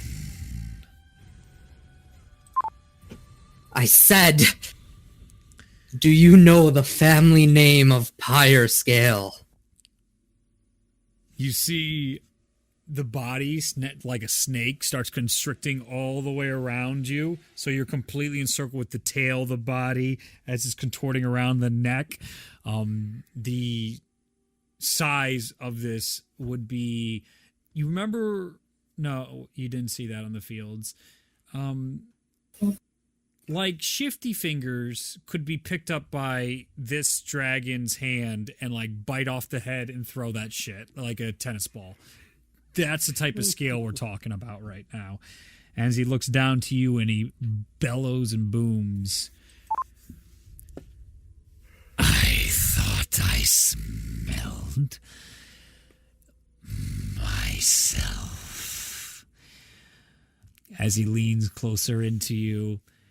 Pyre Scales. What a lovely line. Yes, I know the Pyre Scales. My family has always held legend that long ago they aided a creature, and it gave them a gift of magic in their family line. I am one who was gifted this power. I simply request to be spared of your vengeance. Vengeance? There is no vengeance going on here. A cleansing is happening. But your family was of great use to me.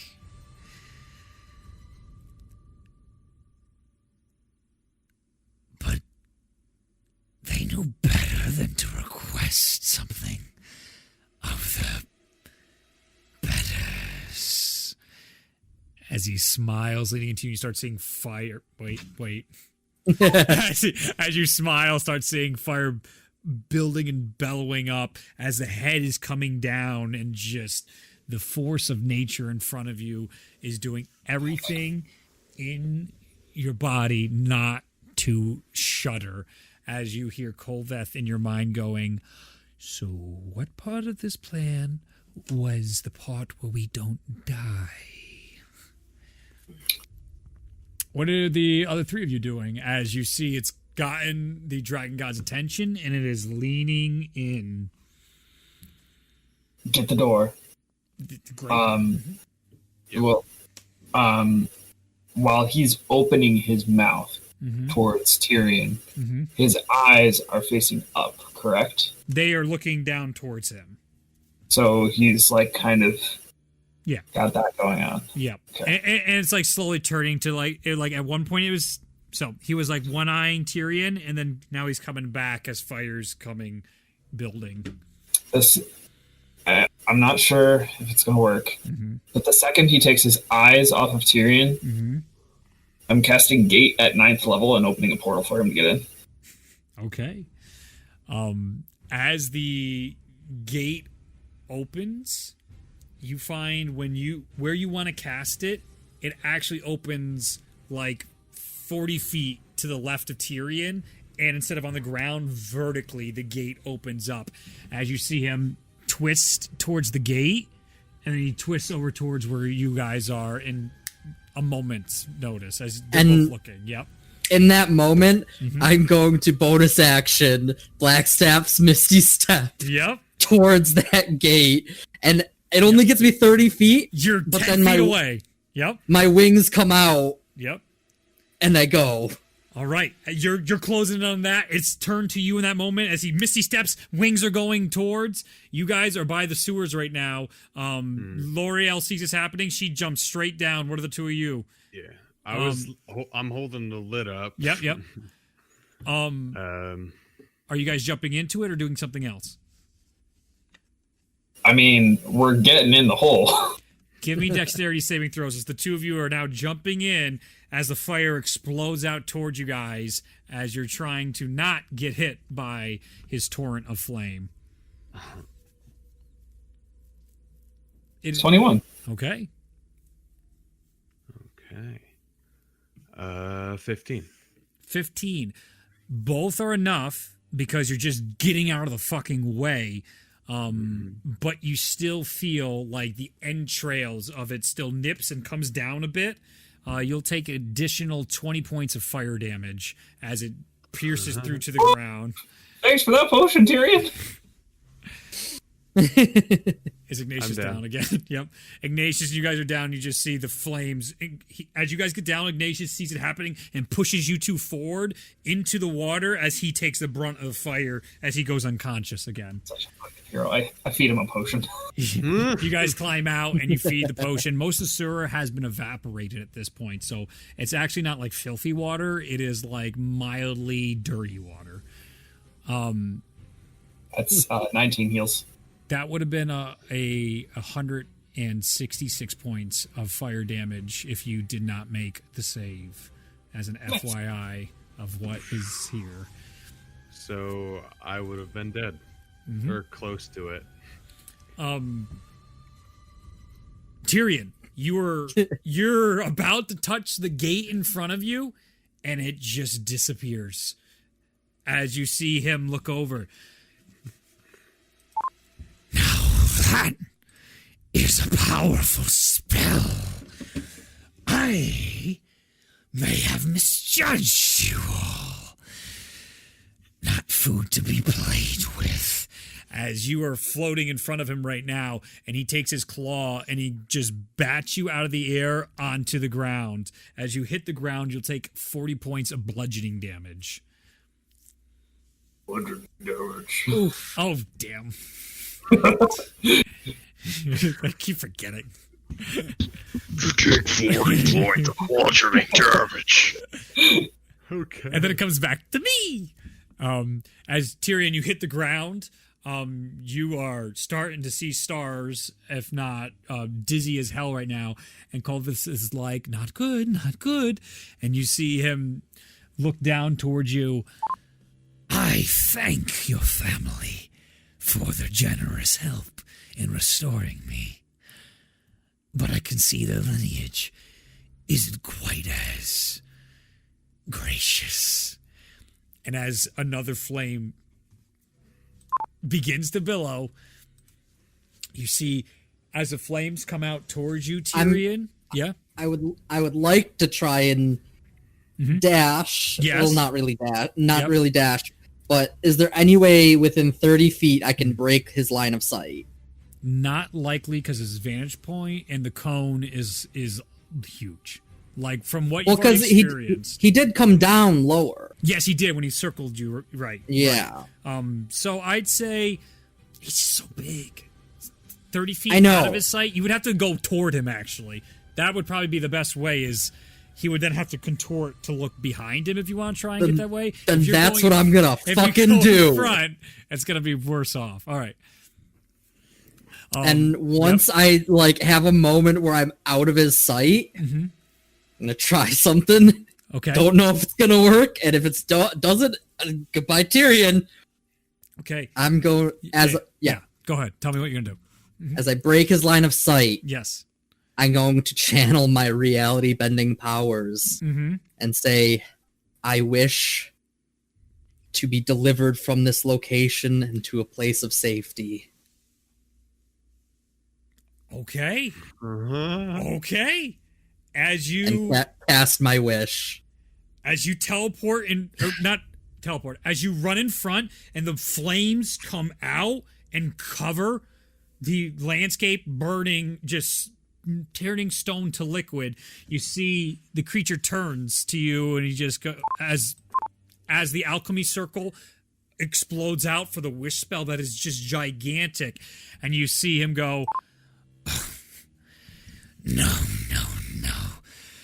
how childish. As he's turning and the spell goes, and you can see like there starts to be cracks in the circle, but the spell goes off, and as you look, you see more flames billowing up, and you feel this delight inside him. He's taking such pleasure in your fear and how you're running. And in that moment, as the flames begin to erupt out of its mouth towards you, Tyrion, you see this blackness form and just come in front of the fire, and it just is swallowed in. All of that fire just gets sucked into whatever this blackness is. And then all of a sudden you feel this metal grip on the back of your arm. Another day, we will finish this. And you see a familiar face of Mansoon next to you, as all of a sudden you hear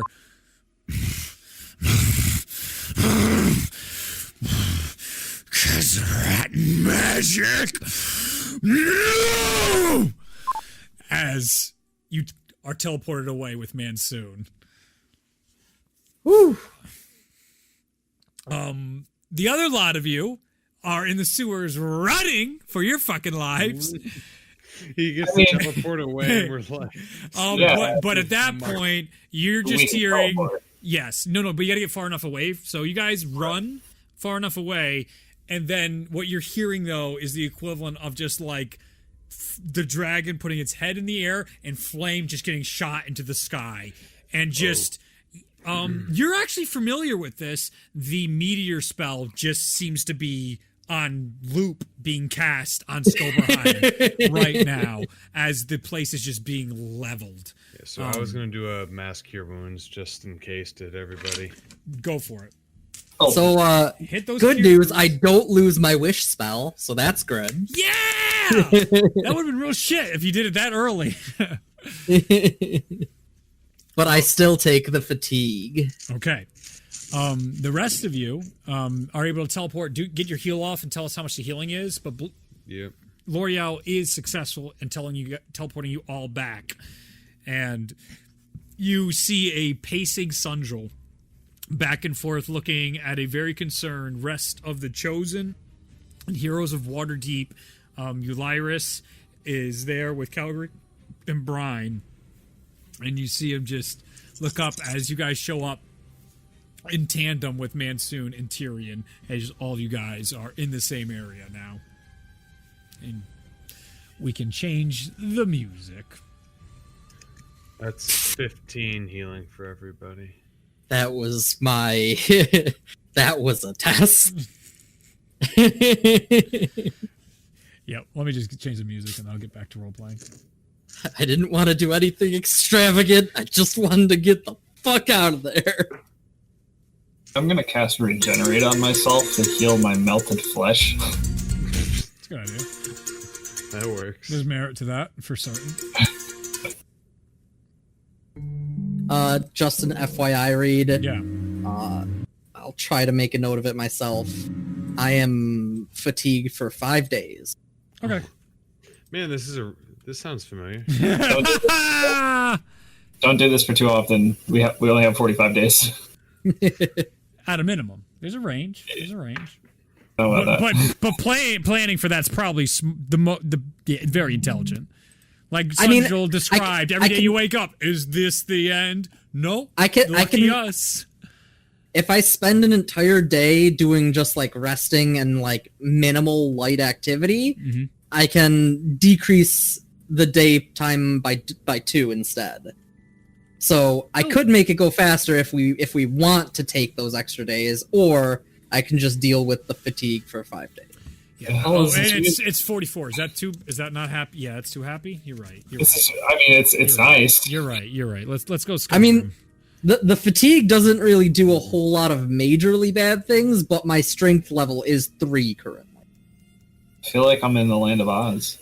yeah, you're right. That's too nice. Skyrim music, ambient. Nice. Ambient Skyrim music is so just universal. Yeah, it is too. It's so good. Whew. My gosh, it's not even 9 o'clock. It's a good thing I didn't do the thing I wanted to do earlier today, or else I wouldn't have been able to do that. Yeah. I am actively. Never mind. I in the sense like I'm. Because we have like this doomsday clock, we can take it as slow as fast as you guys want. The pacing is totally on you guys now. Because there's a hard limit on everything getting fucked.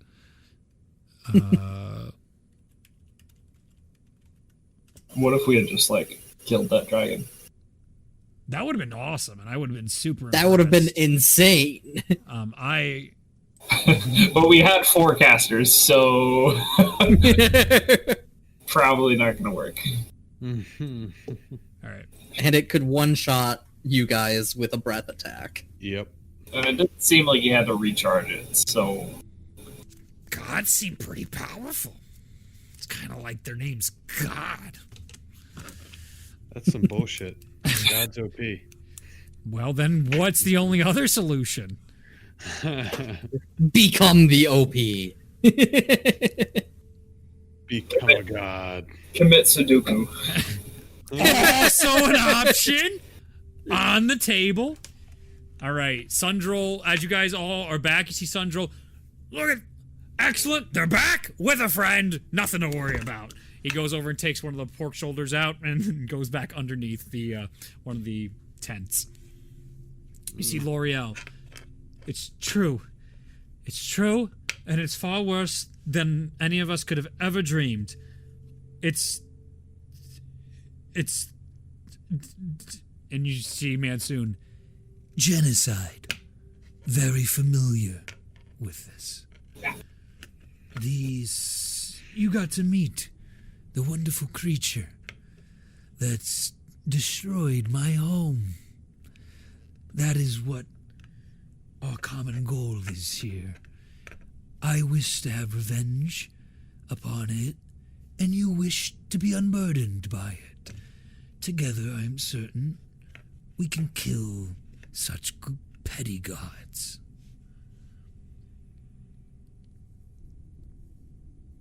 The rest of your group notice Ulzal, Tyrion, and Ignatius are fucked up. They are burnt. They are charred. They are slowly healing the first-degree burns on their skin. You guys have sunburn just for like the next 10 days for sure. Even with all the healing magic in the world, you have a horrible case of sunburn. Excellent.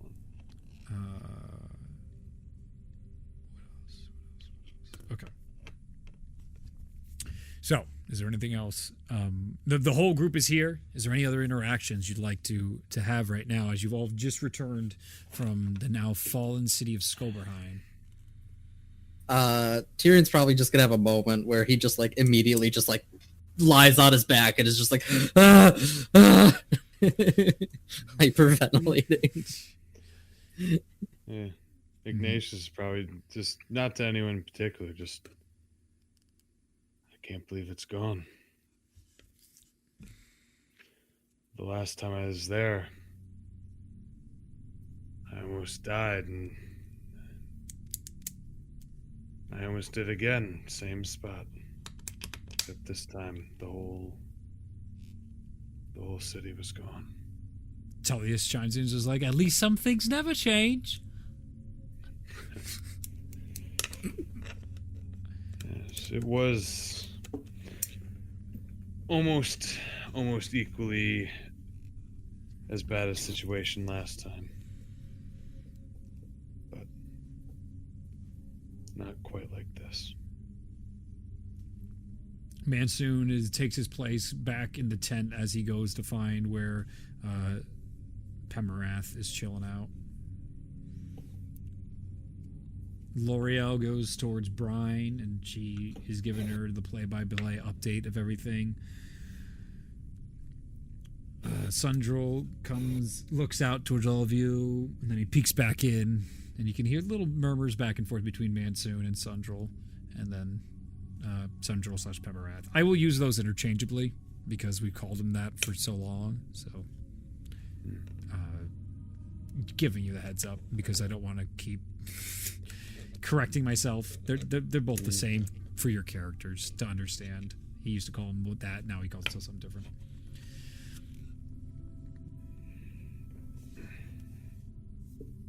Oh fuck! We're in trouble. Yeah. How many of those are there? Ulyrus stands up. Yes, Tyrion, spot on. There are 6 total. 1 is stuck inside the plane of cinder. That is one of the many dimensions that they were locked off into all those years ago as punishment for the first collapse. With that said, there's at least 5, one of which Sundrel said is probably making its way through the 5th or 6th layer of hell by now. So that means there's 3 more unaccounted for. That would be Parjim, the biggest of them all and the most deadly by far. Which one did you see? That was the red one. The red one. Which one is the red? He opens up his little book and he's all, Ulyrus is like tickle pink because it's just like, I've been studying this. I haven't been able to say this because of all the spells that were here, but now I can talk freely about all the cool things. And then he reads the room a little bit. And he's like, okay, better butter that down a bit. That one must be Forgoth. Yes, that's the Warden of Flames. He's a bad one. Okay, that's reassuring. He's one of the stronger ones. Yes, for certain. By the way, just out of curiosity, does anybody still have my oracle that I used to play with? I pull it out of the bag of holding, and I pull out all the other stuff. There's like the notes, his books, and all that. You guys are the best. His equipment. He kept all my stuff in such great shape. As he puts it in, and he's just like, all right. And he puts it away, and everyone kind of just looks at him. He's just like, oh, I figured in case anything happened, I wanted to make sure I asked that before something else happened. I was missing that in my downtime. Anyway,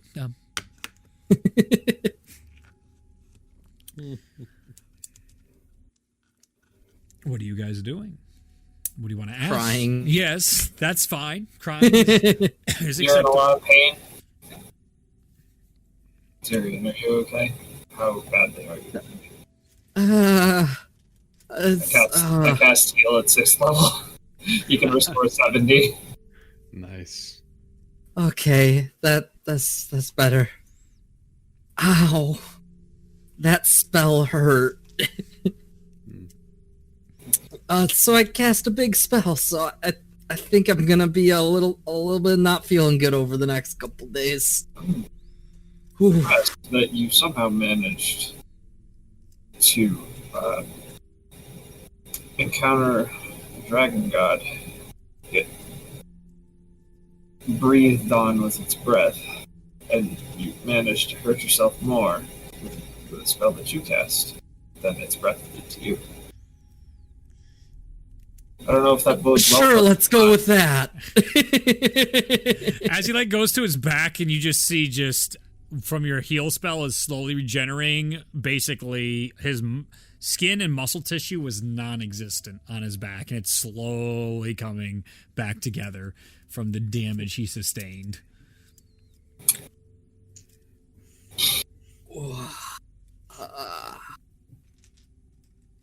Well, we did actually learn quite a bit about him in that encounter. Sure, Apparently it can block magic. Yeah, he can block magic. Is it in an area? Because it seemed like our magic was working. I think it was in the area directly around it. Mansoon comes out, and he goes, It is indeed as you say, as I have studied my long time.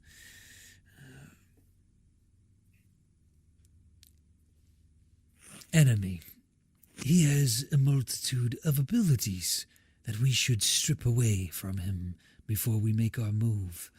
One of which is his ability to disrupt magic.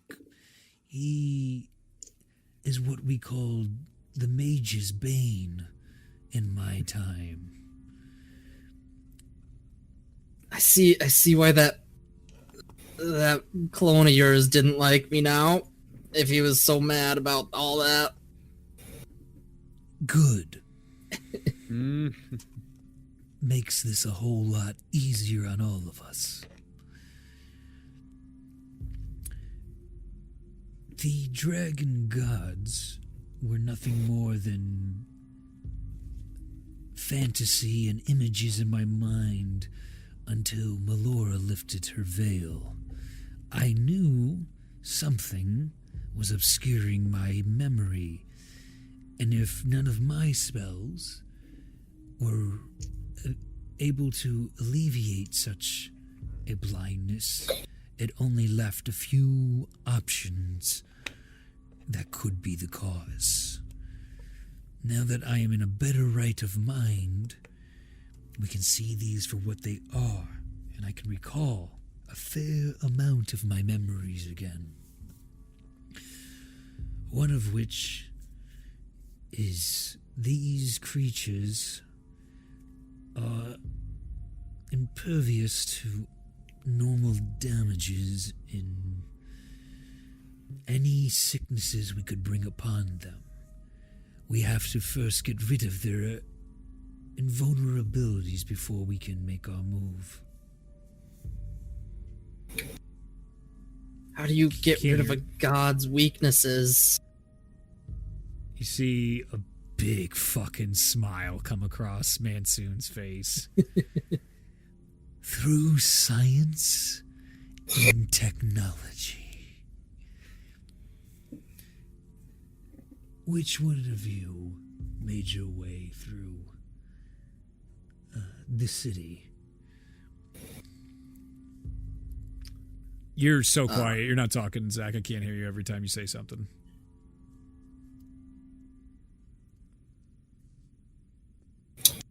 That would be Ignatius.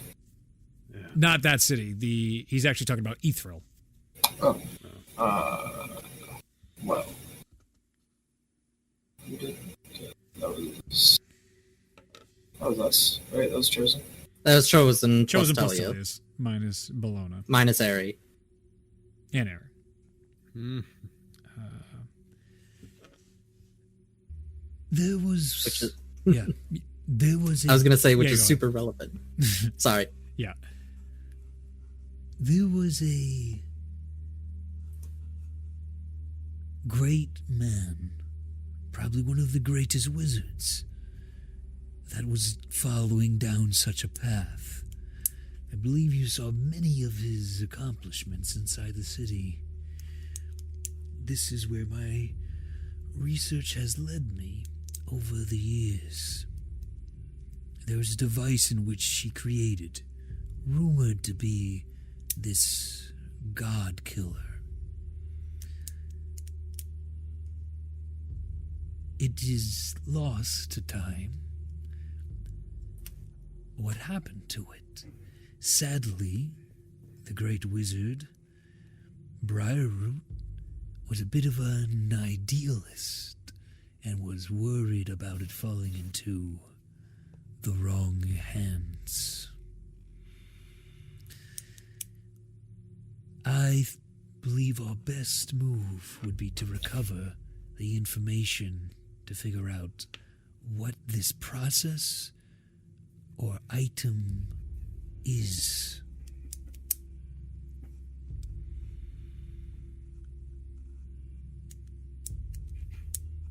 Isn't that the failsafe?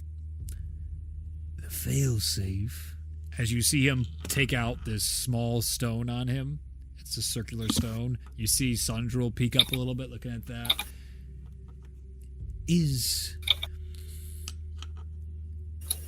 the activation of whatever the device is or spell. This was Briarroot's way of making sure it couldn't be used without everything it needed to be, including his failsafe. It also has quite a nifty ability. It allows you to be free of the influence of anything, including divinity.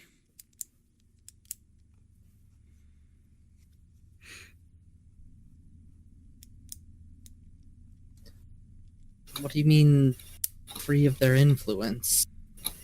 They As cannot... I start to finally pick myself up and actually, like, stand up to sit down. Yep. In the way your dear friend was victim to the madness, or servant, I've yet to make that judgment. It would not be possible if he had the failsafe. In such a meaning, though, you must be careful, because any of your magical trinkets blessed by divinities, with one touch, it will unbless them and make them just uninteresting trinkets.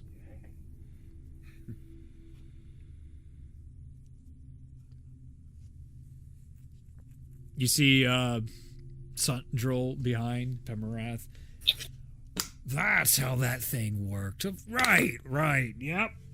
Knew that. That is definitely something I knew, Eliris. And he's like, oh, pff. He's already on like another page writing notes.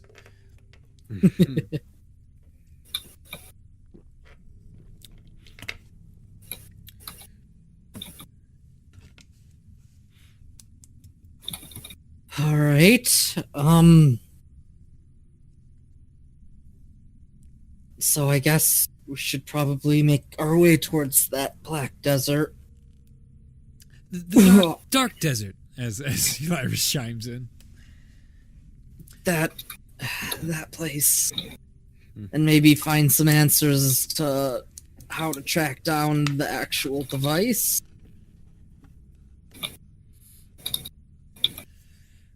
That sounds the most beneficial. I will try to distract the most destructive of the dragon gods in the meantime. Not only do I long for antagonizing Forgath, I hope to not see this side of the world burned to worse than ash. One more thing. Did he see any more of you? for, Gaff? He saw us, and I point to us, and then L'Oreal. If you have any surviving family, I would say goodbye to them. As he turns and walks away toward Sundril, says one thing to him, and then teleports off. Man, I'd love to, but you got her imprisoned somewhere. Or probably already dead. Who knows?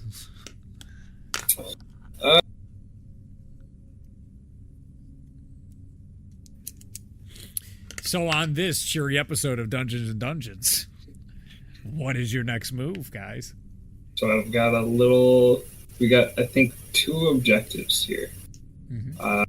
We're looking to track down the failsafe device for the purpose of stripping away the Dragon God's immunities. Mm-hmm. And the second objective, I believe, kind of ties into that. We go to the Darkened Desert to find what's there, which could potentially lead to us finding more information about the failsafe. Mm-hmm. And there's also visiting Halal, which obviously I would suggest against without Justin. That'd be pretty fucking shitty of you all. Pretty fucking rude of us. Let's do it. Let's do it. You can also beg for more like side quest deviations for Sundril and see where you land. Though that's always an option. Sundril, please distract me. This place is terrible. This place is scary. Hey guys, you know, we still haven't fully explored Broken Hill Cavern, you know? There's always time for something. Ooh. I want to go to the Dark Desert. That sounds cool. There is a Dark Desert. There is the armor that you still don't know what that's about. That's also on your list of shit to figure out. He's not worthy. You don't have to bring that shit up, man. Why you gotta do that? Because it feels good sometimes. Because he wants you to feel like an asshole. So that's a thing. So Masno was actually saying that he wants to go to the Dark Desert. All right. Literally just because the name's cool. All right. Anything else for you guys? Mazno opens his vote to go to the Dark Desert. I'll probably come along, although there's a couple things I wanted to try and set up here first, if possible. What are you trying to set up? Do you need help, or? Well, I talked with L'Oreal. I have an idea for managing the what's left over in that room in the vault, as well as a place to put our safe containing the orbs. That would only be on top of them. No, it would only be accessible to myself, L'Oreal, and possibly you. There's a spell, I believe, by the name of Demiplane, that I might be able to replicate with my highest level of magic. But I need a little bit more information about the spell, so I was going to confer with L'Oreal to see if she knew much about it. Something I may learn. Imagine this wealth of knowledge is within Ethereal as well. Most certainly. And the idea is, from what I recall reading about it, it's, I guess, in the similar vein as the vault in Everwood.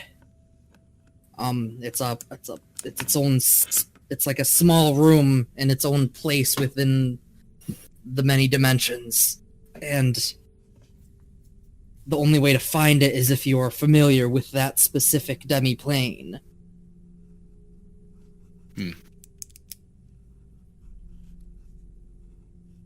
Well, I could probably learn this magic. You say that you are tapped now, or is this something that you can do currently?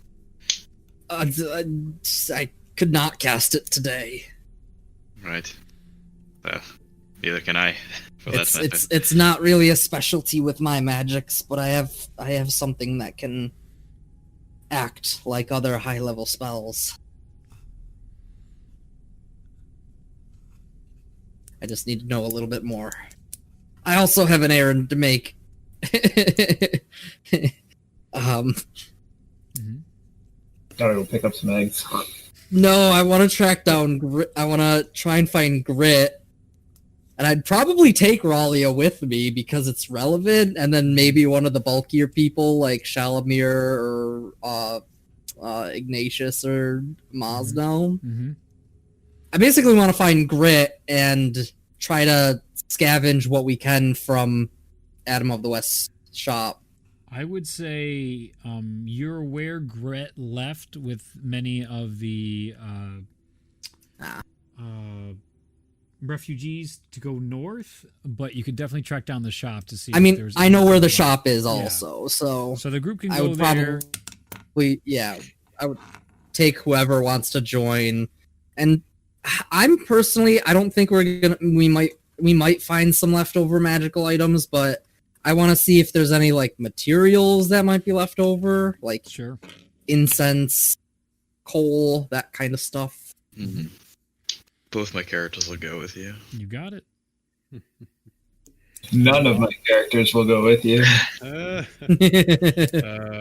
Mosnell will go. Ignatius is going to, number one, rest because fuck. And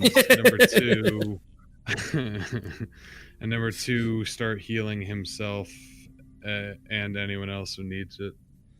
Okay. I know Ulazal was also low, but we can just start healing each other, I guess. Mm-hmm. Yep. As you guys find the rubble, go ahead and make investigation checks for each of your characters to see what you need. I'm gonna try to help Ralia do the investigation check. Nice try. Sounds great. Nice try. Yeah, that's not great there. So I want to give her. Better. Do we all do that, or am I rolling? Mazo too. Yeah, you can. Yep. You can look too. Ignatius can heal for 37. 37. I'm gonna use my heal on you, so you can heal 70.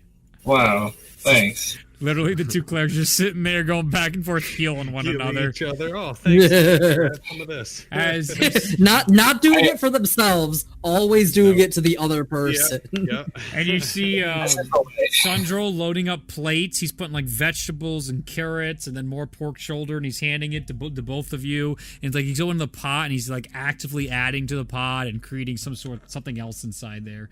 When you give it a peek, there's actually like a sectioned off now. Like there's a metal X, and one side has all the pork shoulder, and now there's like all vegetables in one side. And you see him just doing all sorts of things he has no business doing with it.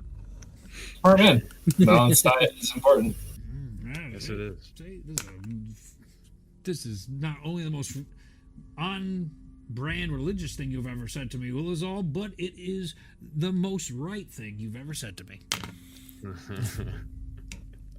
All right, so for your investigation check, at least we can agree on that. Oh, mine's an 8, by the way. 8. You find a lot of rocks, and you end up finding a bunch of paper that doesn't look helpful, so you throw it to the side. Ralia, you do recognize that as magic paper.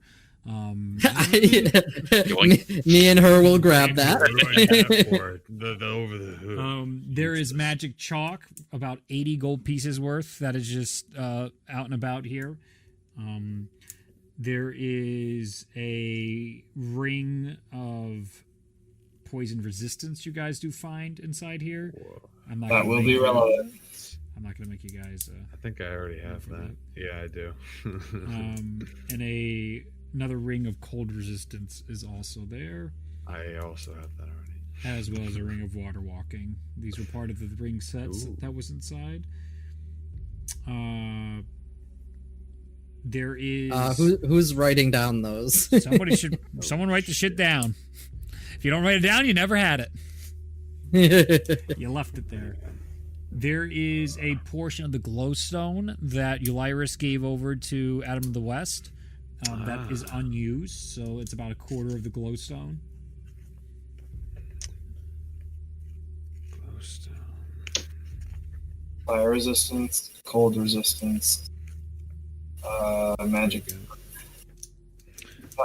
Nope, I was telling them So to. it was poison resistance, Mm-hmm. cold resistance, and then water walking, Yep.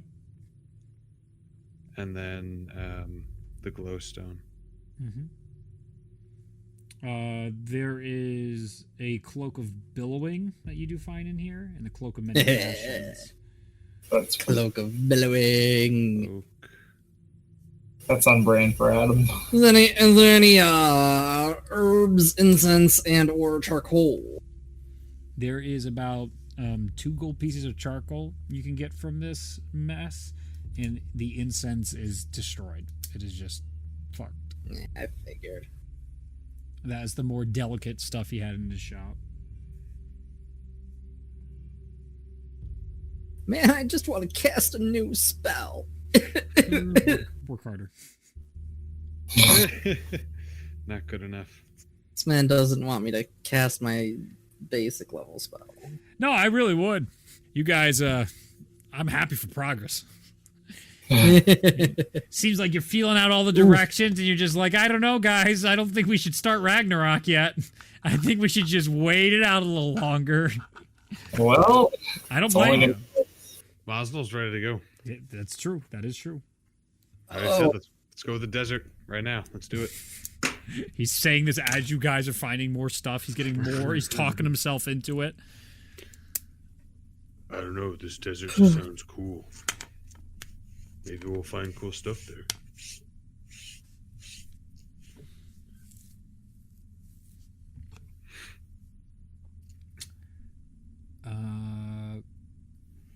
Was there anything else in particular you guys were looking for in Adam's shop?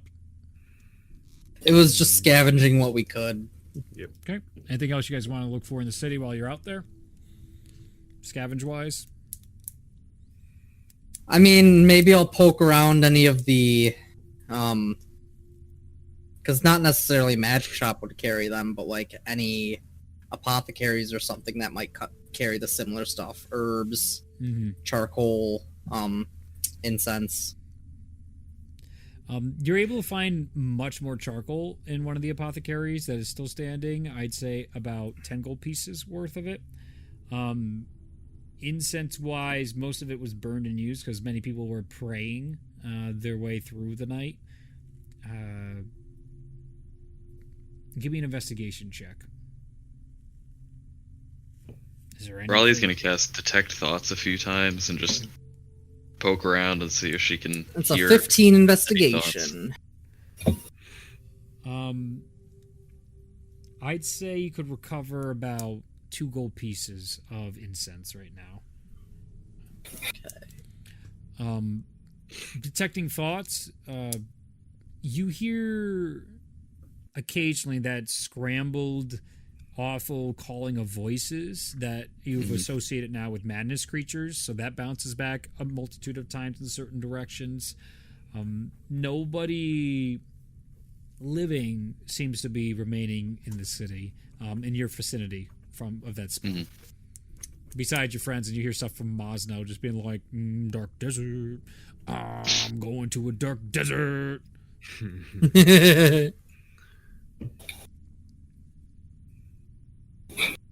Adventure time to the dark desert.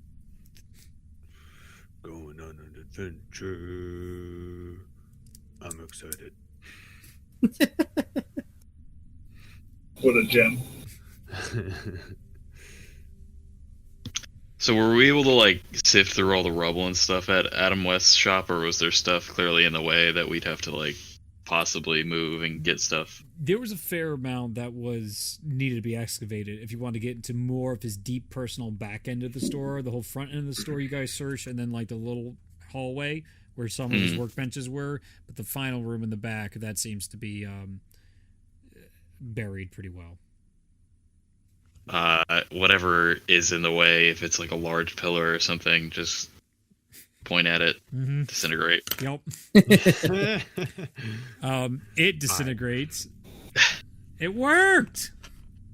Hooray! As long as he doesn't point it at a creature, it'll work. It has to be stunned. It can't move. Basically a special beam cannon. Yeah, I was just saying, it'll pull Piccolo. Piccolo and Goku. Yoshi. Okay. You see inside this area there is a multitude of more stuff. You were able to recover gemstones that are cracked and laying about.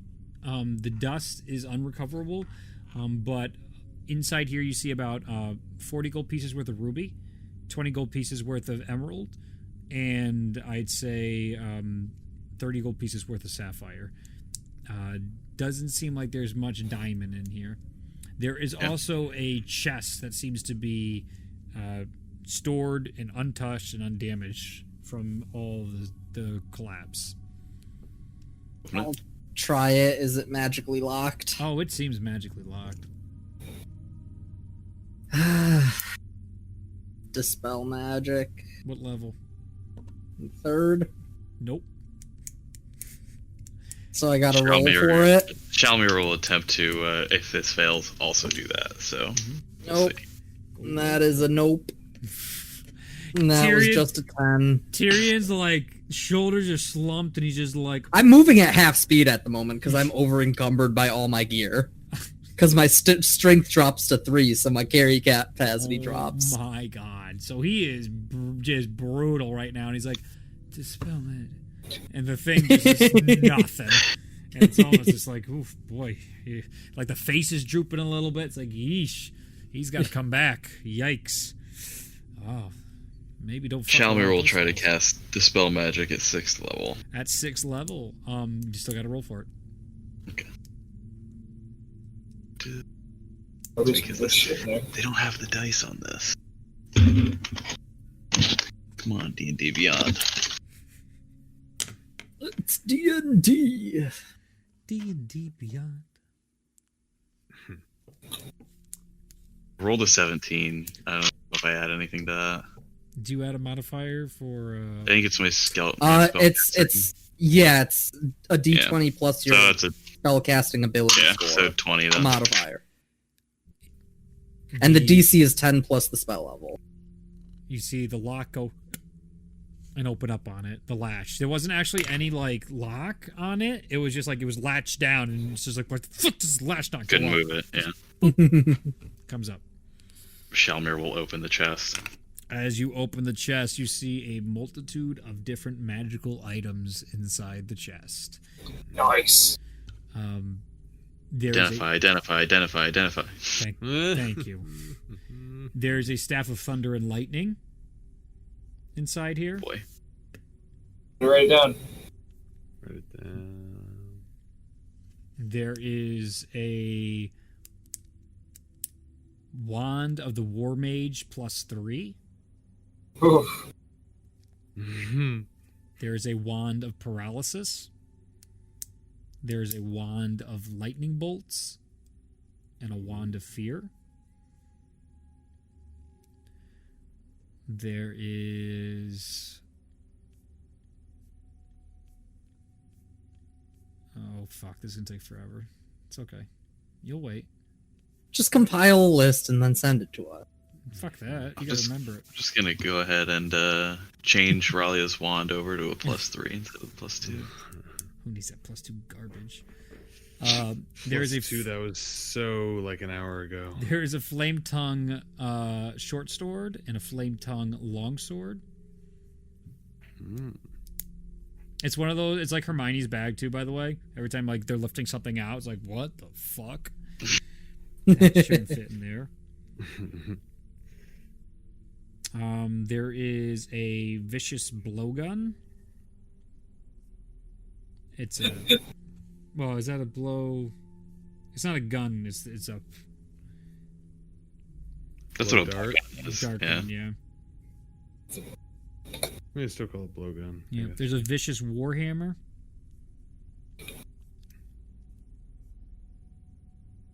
I think I pickpocketed the shopkeeper. Yeah. This has been here a while. A I mean, nobody's gonna use it, so scroll of 5th level fireball.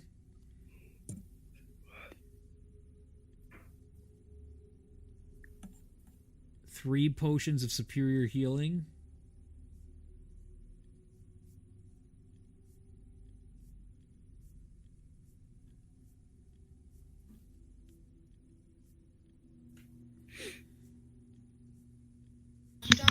A vial of dust of deliciousness.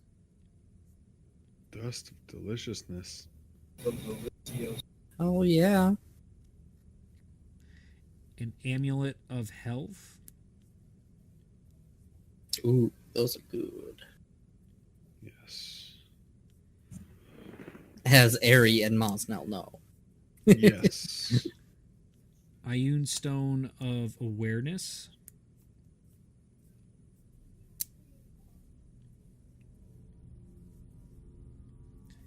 And it looks like magical +3 plate armor.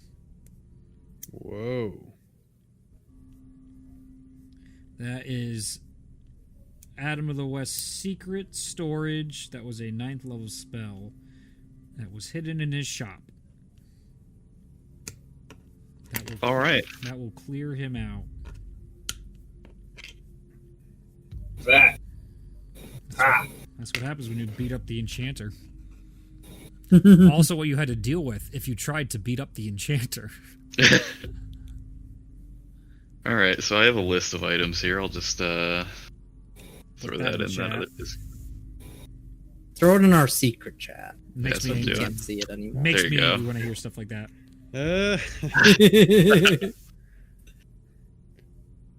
What, the secret chat that you're not in?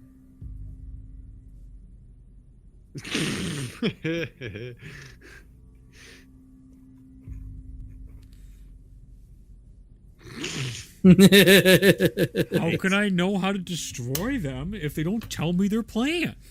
It's so funny whenever there's a big boss battle coming and he's just like, I want to be in there. I want to know. Just let me know what you're thinking. I can't have another Orlith. Orlith Part 2. Man, I learned so much in Orlith Part 2. You guys were a well-oiled machine.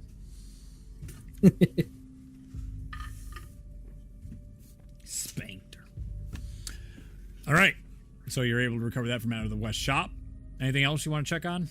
Anything else you want to look in Waterdeep before you guys go on your adventure? Or at least Mosnell. At the very least, is going to go to the Dark Desert alone.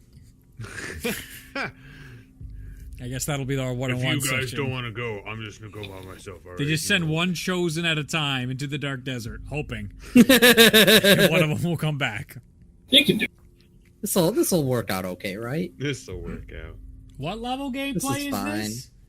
Okay. 17 to 20. What do they call that in the rule book? Masters of the Universe?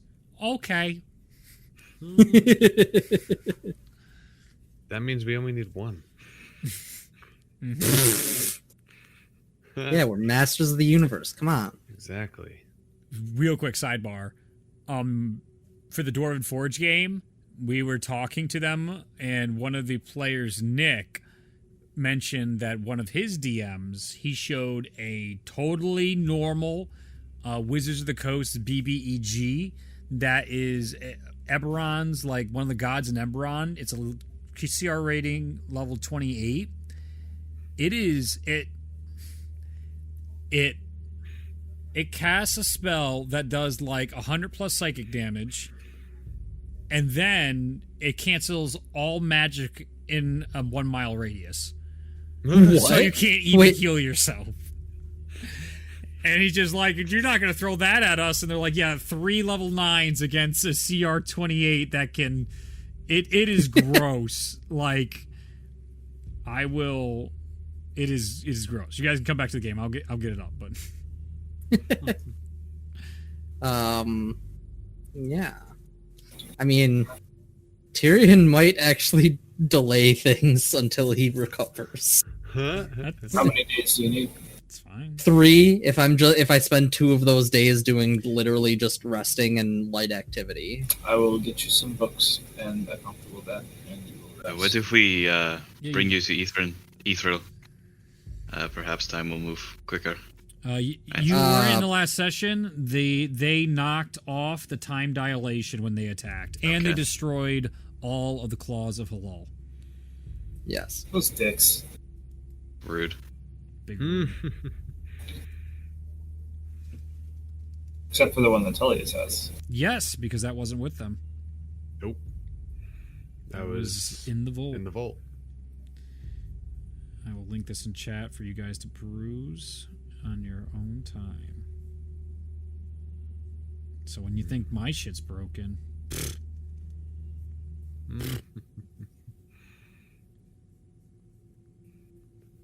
and whoever watches this, I'm talking about Sol Katash.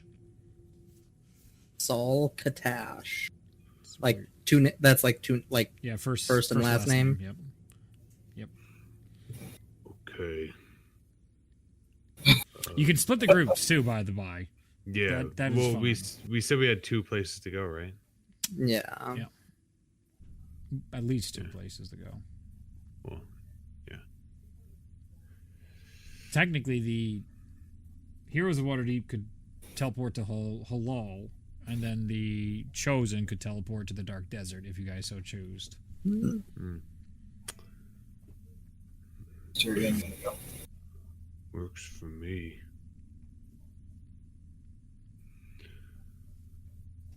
Where do you think Tyrion would go? With which group? I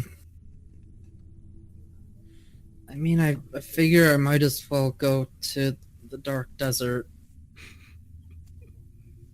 If you guys can bear to wait a little bit.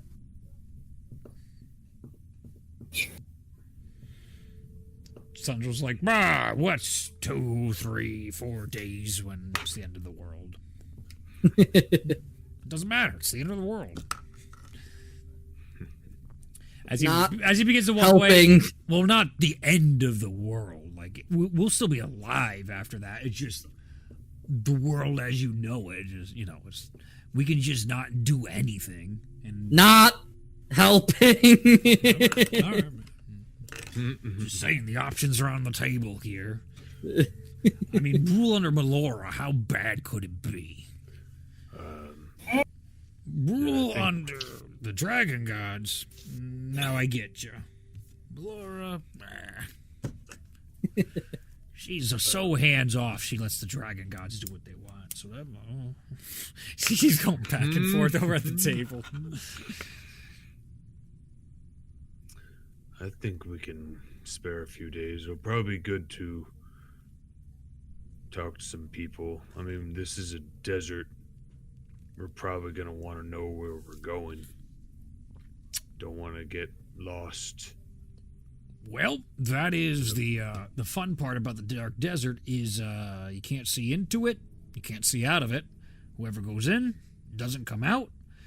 So we have no idea what's in there. But we think it's the answer. So, learning about the desert, done. Excellent job, everyone. You see Ulyrus giving a little like... I thought that was funny. Check that off the list. Man, we are so good at this. We're so good. I'm just like you, Ulyrus. Oh, boy. Expert scholar. All right.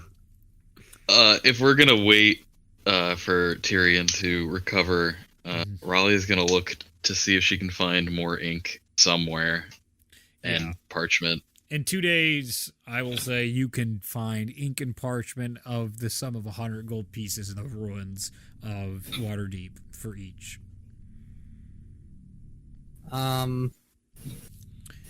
Anything you guys want to do before you guys start the next big leg of the quest? Let's do that now, and we will start with Justin on that next leg of the quest with either or both parties, depending on which goes where. And you can talk it over one last time before everyone does the teleporting, who wants to be with what group and where and how.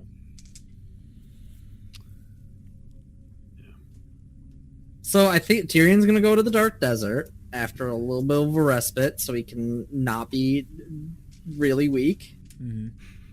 Aries gonna be fuck you. Good place. Good place. Solid. Well, maybe don't do the things you do next time you play through. No, I meant that was a fuck you to the group, not you. Yeah. No, I'm with you. Aries perfectly content where he is. Is he though? Well, yeah, I'd say so. He's in a good place. Is it like the good place where it's secretly hell? Don't. No, it's a good place. It's a good place. He's at peace. It's one of the best shows. Wait, So this is the bad place. that was such a good season 1 reveal. Oh yeah, a good show. So, Wilson's going to the desert. Chernik is going somewhere else, wherever Shaun is, I guess. Probably sticking with Tellius, actually. Yeah, Maz is going to the desert, obviously, and Ignatius will stick with his crew. Most likely going to see Halal, maybe not. okay. I guess Ralia will ferry these children around. Oh, Sunjul's got it covered. He will teleport everybody wherever you want. He showed up. He offered his services, and he's hoping. And he owes us because he was a fucking asshole. Sundrel, so nobody actually said that. Yeah. So I got these orbs, right? Yeah, you got them right in your hands there. Well, in the safe over there. Yeah. I'm thinking maybe the best place for them would be in the empty temples that are currently very empty. I mean, maybe we put them back on the pedestals, let them recharge a little bit. I don't know how this all works. It's not a bad idea, but with so little defense, it'd probably be not great. People would still try and take them, and who's alive to try and take it though? Well, the madness creatures are still out and about. Last I checked. But then they use what use do they have for them anymore? I mean, they took it once, they might take it again. I'm just playing devil's advocate here. I mean, aren't they still very powerful objects? Yeah. But right now they're kind of like rocks. Yeah. Takes a little time. Maybe a week. So, they'll recover. So anyone could come looking for these just for the sheer power that they bring. Alright. I was just thinking you had to put them back on their charges, so to speak. I mean, you'd make the survivors very happy, but besides their well-being, it might not be the best thing. Are there survivors? You said there were survivors. I didn't say that. I didn't say anything about survivors. Do you know that there's if you didn't say anything about it, then there you are. No, wait, no. He starts walking away. Wait, no, hold on. As you turn the corner, he's not there. You see him back towards the pot, and now he's taking a live chicken and putting the live chicken in. And then he stops it, and then 2 live chickens come out, and he's like, okay. And he walks away. You see like an arcane thing in the air happen, and then the chickens are put into the arcane thing, and then he disappears once again at a distance. He's debugging his code.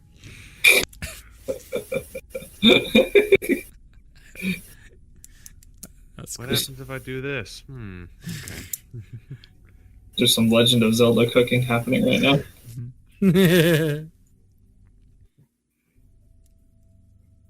Anybody else have any loose ends they'd like to do before starting these next 2 legs of the journey?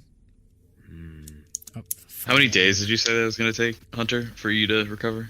If I spend 2 days being a vegetable and not doing a whole lot other than just like chilling and maybe like a light walks, 3 days total. 3 days. Okay. That puts you guys at a minimum.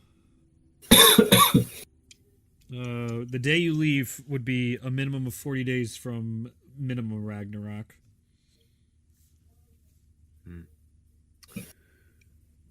Minimum rock, as we like to call it. Yeah, there's minimum rock, Ragnarok, and Maxnarok. Maxnarok would be really helpful. Damn. Be nice if it was the very last day. You'd have tons of time. Nice. I just rolled a percentage die. Why? No reason. Huh? They're rolling dice to make him nervous.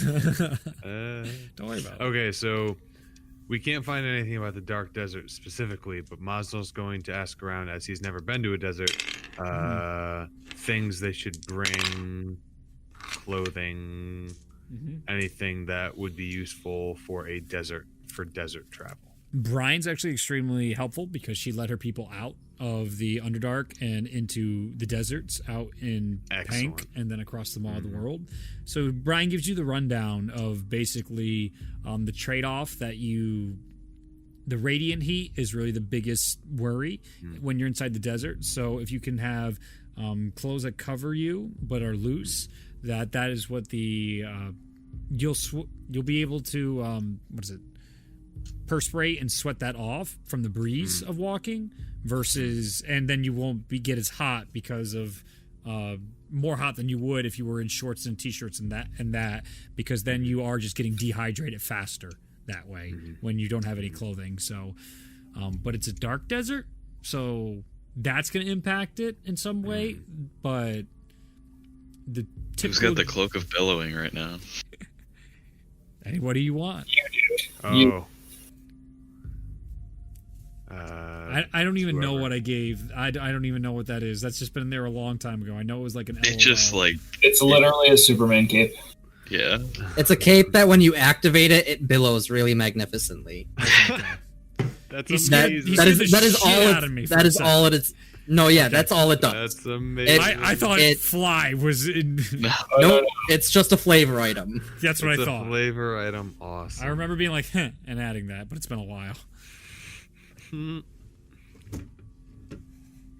Yeah, so Ralia, it's in your hands right now, the Cloak of Billowing. Part of the trunk. It's still in the trunk that you guys brought all the way back. So the trunk is open and on the counter indoors. There is basically no one left inside Waterdeep besides these two crews now. L'Oreal even departed, and she has made her way for the new capital right now that is Haran, which is just north of Waterdeep, northeast. And Calgary has left as well, and getting teleported back towards the Frozen Fortress, Nature's Hold, is Brine by the second day of your 3 days of chilling. So it is just you guys alone inside the ruin of Waterdeep for the final day of resting, and then the day after, the day that you guys leave, day 40. If Ralia hears Mosnell's concern about the weather or what to wear, she'll approach him and say, perhaps this cloak will be a better fit in the desert than your furs. Ooh. It appears it was the enchanter of this town. Appears to be no longer with us. It was his, so... It's You a don't think you'll need it? I have no need for such thing. Oh, we can give it a go. It is a beautiful brown, and it looks like a piece of fabric. It's super soft to the touch. It's almost offensively soft, in your opinion, that it's not pelt-like. But it actually feels more like the inside of pelts that you've made, but even softer than that, which is kind of like, well, maybe I'll give it a chance. Sure. You're able to put that around you, and does it do it automatically? It's a bonus action, I think. It's a bonus action. That's hilarious. But yeah, it's pretty encompassing. It like adjusts to your size, to how long the cloak is. It looks like Adam enchanted to make sure it was perfect fit for whomever wore it. Excellent. So you can add that to your inventory. I did. Cool. Anything else? All right.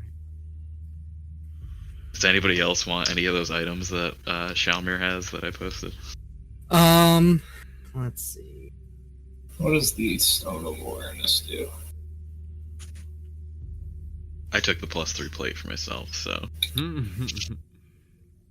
Hey, I opened the chest, okay? Yep. I burned the spell. Fuck you guys. I get first dibs. Yeah, that's fair. Can't be surprised. Okay, so that's pretty good.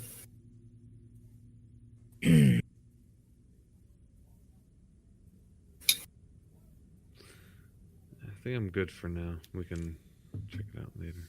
I'll take a look at it Yeah, later. you guys can do that post time. Any there's big anything role playing more. things. Otherwise, we can wrap up with everybody getting excited for the legs of the journey. Anything? I will actually look to see if I can get more desert friendly pants and shirt. You guys can easily make whatever you need from the leftover fabrics of the town. Excellent. You're looting in one of the largest cities in Waterdeep, or in the entire world.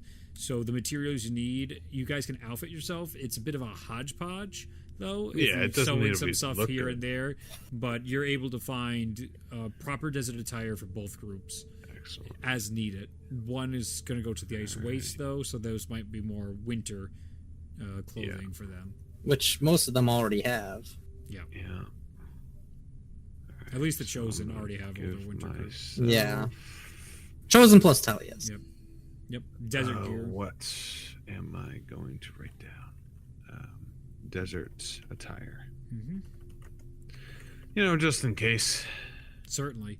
It's Might as well. It's a be bit prepared. relaxing on the last day when you have just the silence and the occasional pitter patter of banished creatures in the city. Looking through, there's a sadness to the world and all the lives that are lost, but there's also this, I don't know, kind of like being a kid inside a toy store, or that fun feeling after in the apocalypse where you can just take whatever you want because it's the apocalypse. Oh. I'm gonna get sometimes in going through the desert, you see they wear the cowl. Yeah. Yeah, I'll just get a strip of fabric to. You are just use making a for that. mess of Taylor's Taylor. This place is just getting horribly ransacked by you, and you are tearing pieces of fabric with no remorse, not even giving it a second thought. You're knocking shit over and accidentally dropping water and ruining a whole shelf of fabrics. And you're like, ugh, I didn't like those colors anyway. As you go through it all. And the bright pastels, you instantly yuck. This is something used for something else. I'm trying to stick with tans. Mm-hmm. Tans, blacks, browns, monochrome, all that. Mm-hmm. Not really blacks. We're going to a desert. Even though it's a dark desert, I'm playing it safe. Mm-hmm. And in real life, the Middle East, they typically wear black outfits. So, Oh yeah. yeah, black. I and just white. think black isn't good in a desert. It does. Heats up faster. Well, they did studies on that. I've been doing lots of research for the book, and it was fascinating. I was literally, because I dropped one of my characters in a desert. I'm like, so how does this work if he's a shifter with these two elements in a desert? And it was really interesting to see there's just basically a big debate between trying to cool down by not having layers on, but then you're subject to the radiant heat of the sun overhead.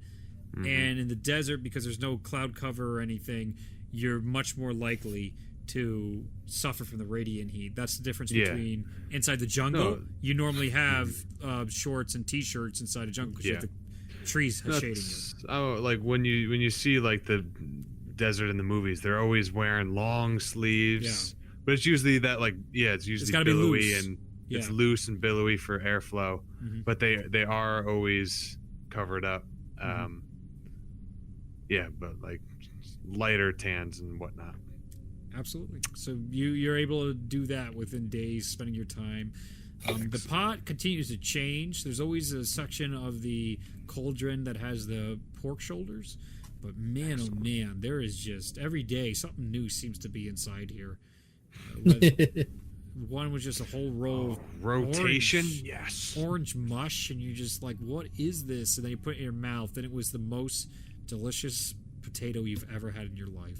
Potato. Oh, Yeah. I like potatoes.